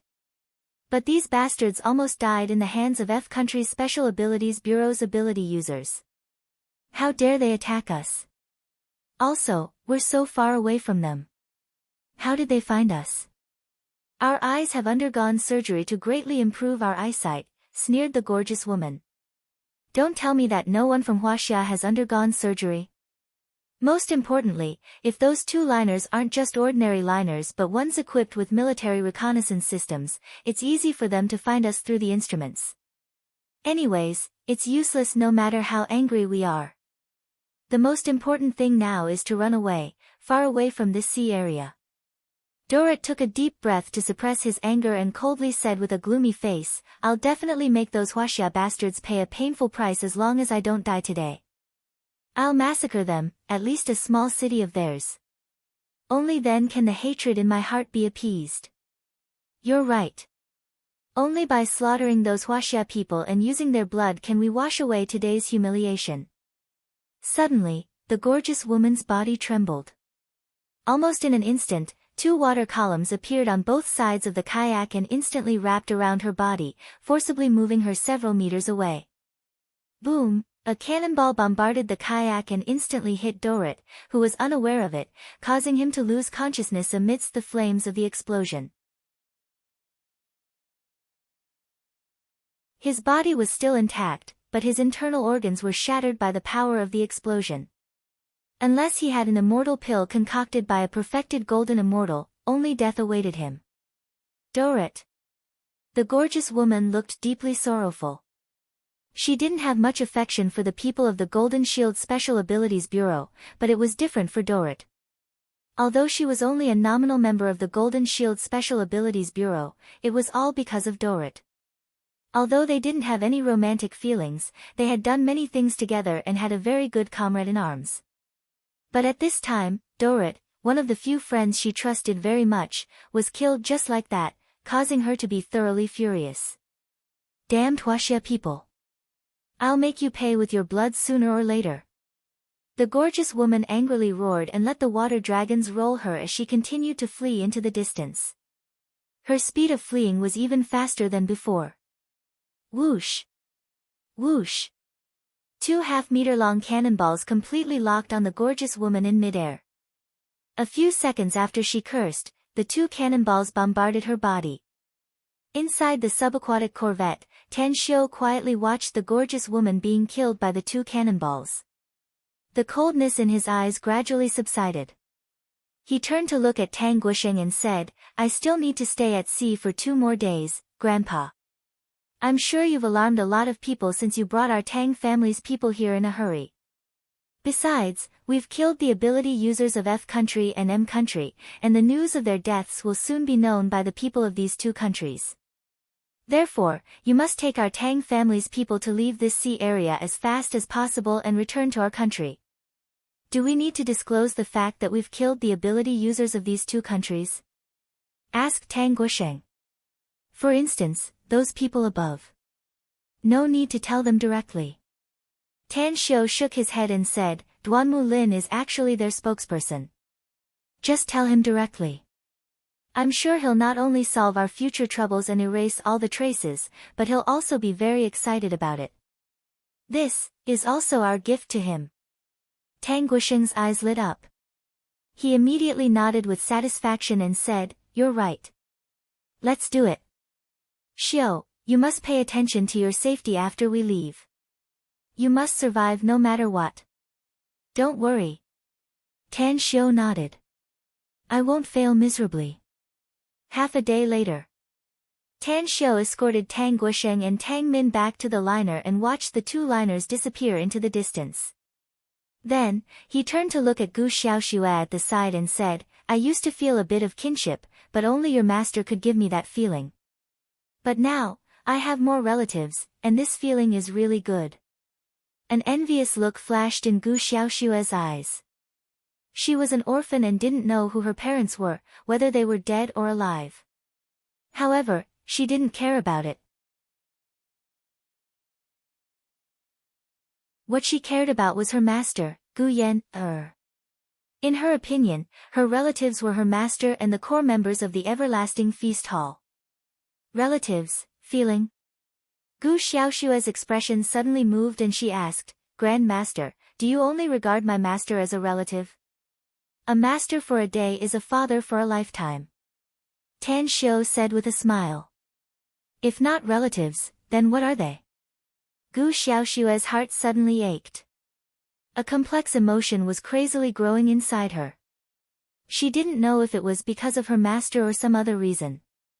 In the next 2 days, Tan Xiu took Gu Xiaoshua and Qing Xuemei back to the deserted island to continue training Qing Xuemei. After the daily training, Qing Xuemei gradually controlled her own power and even learned an immortal cultivation technique from Tan Xiu. The taste of cultivation made her feel intoxicated, and she even found herself addicted to it. Unfortunately, Tan Xiu didn't have much time to delay her. She was a bit reluctant when he told her that the training was over. What should we do next? Asked Qing Xuemei with a bit of worry on her face. I know what you're worried about, said Tan Xiu. After all, you still have a mission to carry out.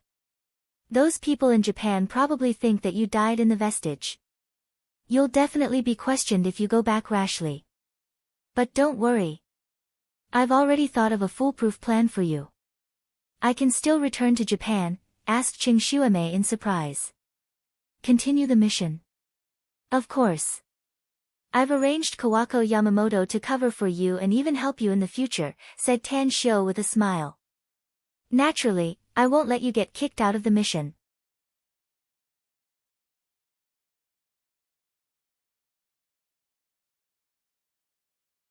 Chapter 800. Tan Xiu explained and then directly sent Kawako to Japan with the subaquatic corvette. Kawako sent someone to pick them up and they finally returned smoothly. Tang Xiu gave her a technological product and told her to deal with the Japanese people. Of course, the technological product was very crappy and belonged to the auxiliary life category. Before parting, Tan Xiu only said one sentence to Qing Xuemei, but he believed that Qing Xuemei would understand. The sentence was, from now on, you, Qing Xuemei, will be my, Tan Xiu's, person when you're alive, and my, Tan Xiu's, ghost when you die. Only I can make you go further on the road you'll have to walk for thousands of years to come. Early in the morning. The first ray of sunlight rose from the east as the subaquatic corvette docked near Jingmen Island's port. Due to the previous discussion with Tang Guisheng, all the people and ships near the small port had been cleared away and taken over by the everlasting feast hall's people. On the shore of the port, Duan Mulin and Tang Guisheng stood side by side while several people from the State Ability Users Bureau waited with anticipation on their faces. Old Tang, are you sure? Tan Xiu said today. Duan Mulin was also full of anticipation. He couldn't sleep at night ever since he learned from Tang Guisheng that Tan Xiu obtained a subaquatic corvette in the 3-star vestige. He also learned that Tan Xiu used the subaquatic corvette to kill dozens of ability users from the M country's State Ability Users Bureau, including the number 1 figure of the agency, Dorit. Hence, he was eager to see the subaquatic corvette. Tang Guisheng smiled and said, when have I ever lied? Tang Guisheng smiled and said, that's what Xiu told me to tell you. Don't wait here if you don't believe me. Duan Mulin quickly smiled apologetically and said, please don't. I may not believe anyone, but I believe you, old Tang. Let alone one day, even if I have to wait for a year and a half, I won't even take a single step away. Don't worry. Tang Guisheng smiled with satisfaction. Xiu had always been a man of his word, a man of his word. Who knows, he might appear in front of us in a while. His voice came to an abrupt halt at this moment. Tang Guisheng looked at the subaquatic corvette floating in the sea ahead with an excited look on his old face. He raised his arm and pointed at it, saying, that's the subaquatic corvette. Xiu and the others are back.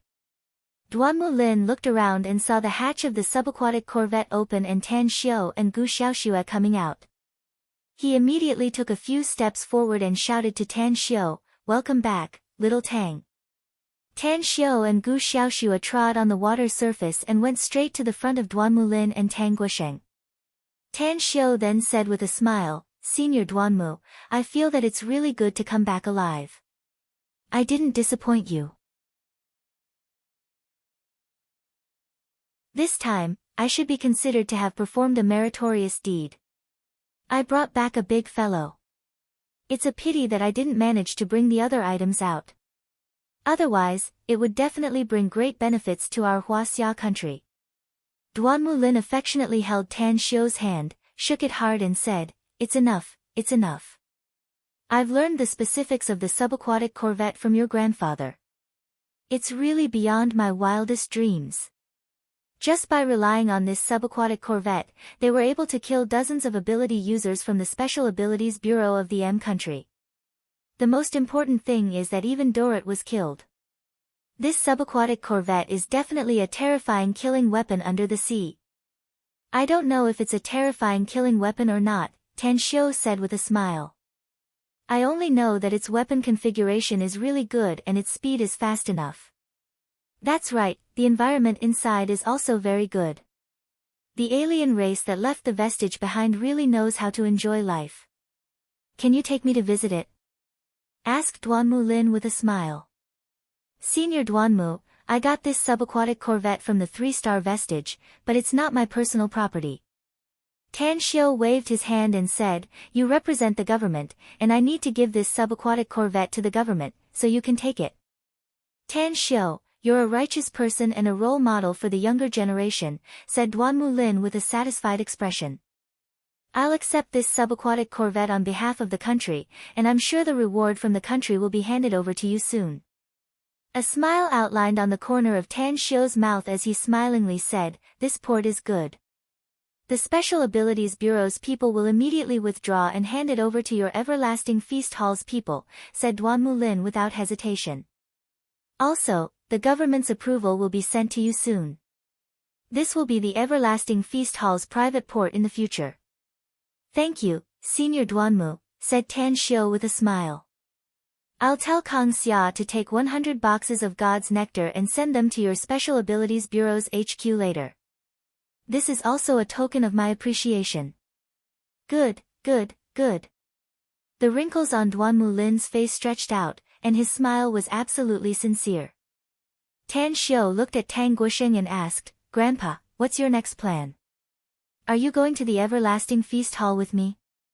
Or are you going to leave Jingmen Island with Senior Duanmu?" Tang Guisheng's keen eyes noticed a trace of strange expression on Duanmu Lin's face. He immediately said, "I won't blindly meddle in the affairs of you youngsters. I'll go with Brother Duanmu when he returns to the imperial capital." Tang Min, who was behind him, suddenly said with a smile, "I've been tossing and turning too much these days, so I'll stay in Jingmen Island and have a good rest. Xiao, you won't refuse to entertain me if Auntie stays, will you?" "Since Auntie is willing to stay, I'll naturally entertain you with the highest level," said Tan Xiao with a smile. "Senior Duanmu, we'll take our leave first. Please don't hesitate to ask if you need my help in the future." A disappointed look flashed in Duanmu Lin's eyes, but he still nodded with a smile. He thought that Tang Guisheng would choose to leave with Tan Xiao, and he would then have an excuse to go to the Everlasting Feast Hall with him.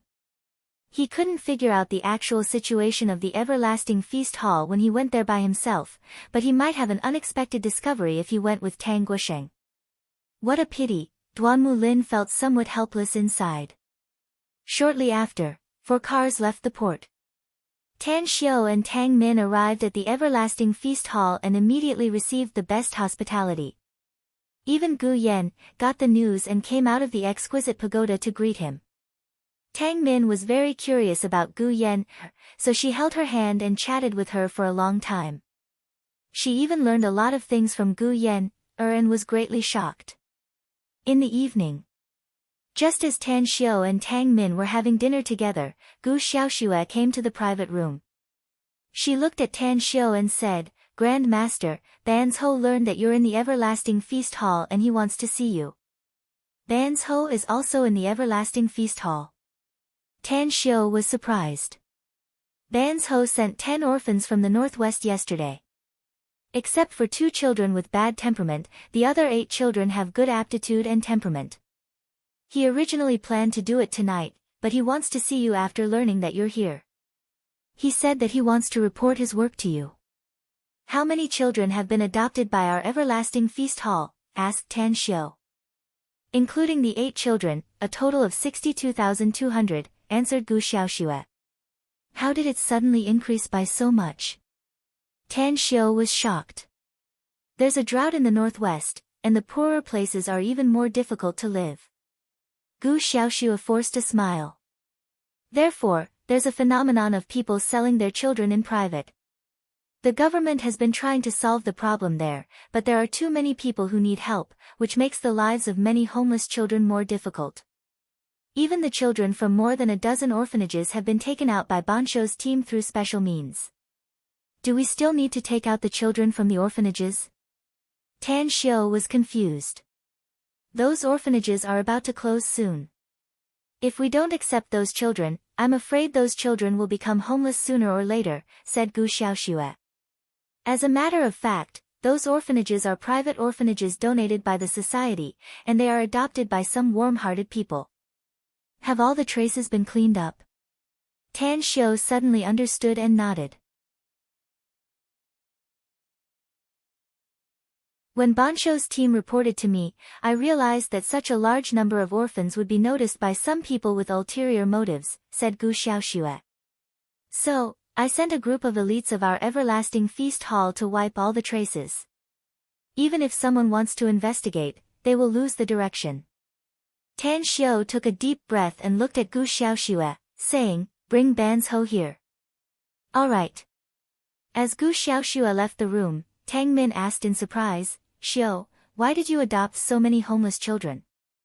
"To nurture, train, and form an army of cultivators," answered Tan Xiu. "Why did you form an army of cultivators?" asked Tang Min in amazement. "Don't tell me you really want to dominate the world." Tan Xiu shook his head and smilingly said, "Auntie, do you think your nephew only has such a goal? Dominate the world? Hee, wait until my strength improves to a certain level in the future, I can make the entire earth explode with just a sneeze. Haven't you already learned about the existence of the immortal world from Yen? These children I've trained will be good helpers to follow me to roam the immortal world in the future." Tang Min fell into silence for a few minutes before she asked with a bit of expectation, "Do you think Auntie has any hope of going to the immortal world, Xiu?" "It's naturally not a problem in the future if you're interested," said Tan Xiu with a smile. "If worst comes to worst, I'll deceive the heavenly Tao laws in this world and the entire Tang family can follow me to the immortal world." "That's great." Tang Min clapped her hands and exclaimed excitedly. "Auntie, it's best not to tell Grandpa about what you know," said Tan Xiu with a smile. "After all, this is no trivial matter. Once it's leaked, I'm afraid it will bring unnecessary troubles to our family. I'll make arrangements for the Tang family in the future." All right. I'll keep it in mind." Tang Min quickly replied. Quickly. Banzhou came to the room in a hurry and looked at Tan Xiu as he excitedly called out, "I finally get to see you, boss. I went to Shanghai a few days ago, but I learned that you weren't in Shanghai." Tan Xiu smiled and waved his hand. After Banzhou sat down next to him, he smilingly said, "You've been working hard these days. I'll give you a target. You'll stop when the number of adopted children reaches 80,000. I'll have other arrangements for you and Dingzi at that time." You're tuning in to the Blissful Bookshelf YouTube channel. We're so grateful for your support and don't forget to subscribe to join us on this incredible journey through captivating stories. Your generosity through donations truly makes a world of difference, as it's the primary source of revenue that allows me to expand and enhance this channel for you. Thank you from the bottom of my heart for being a part of this adventure.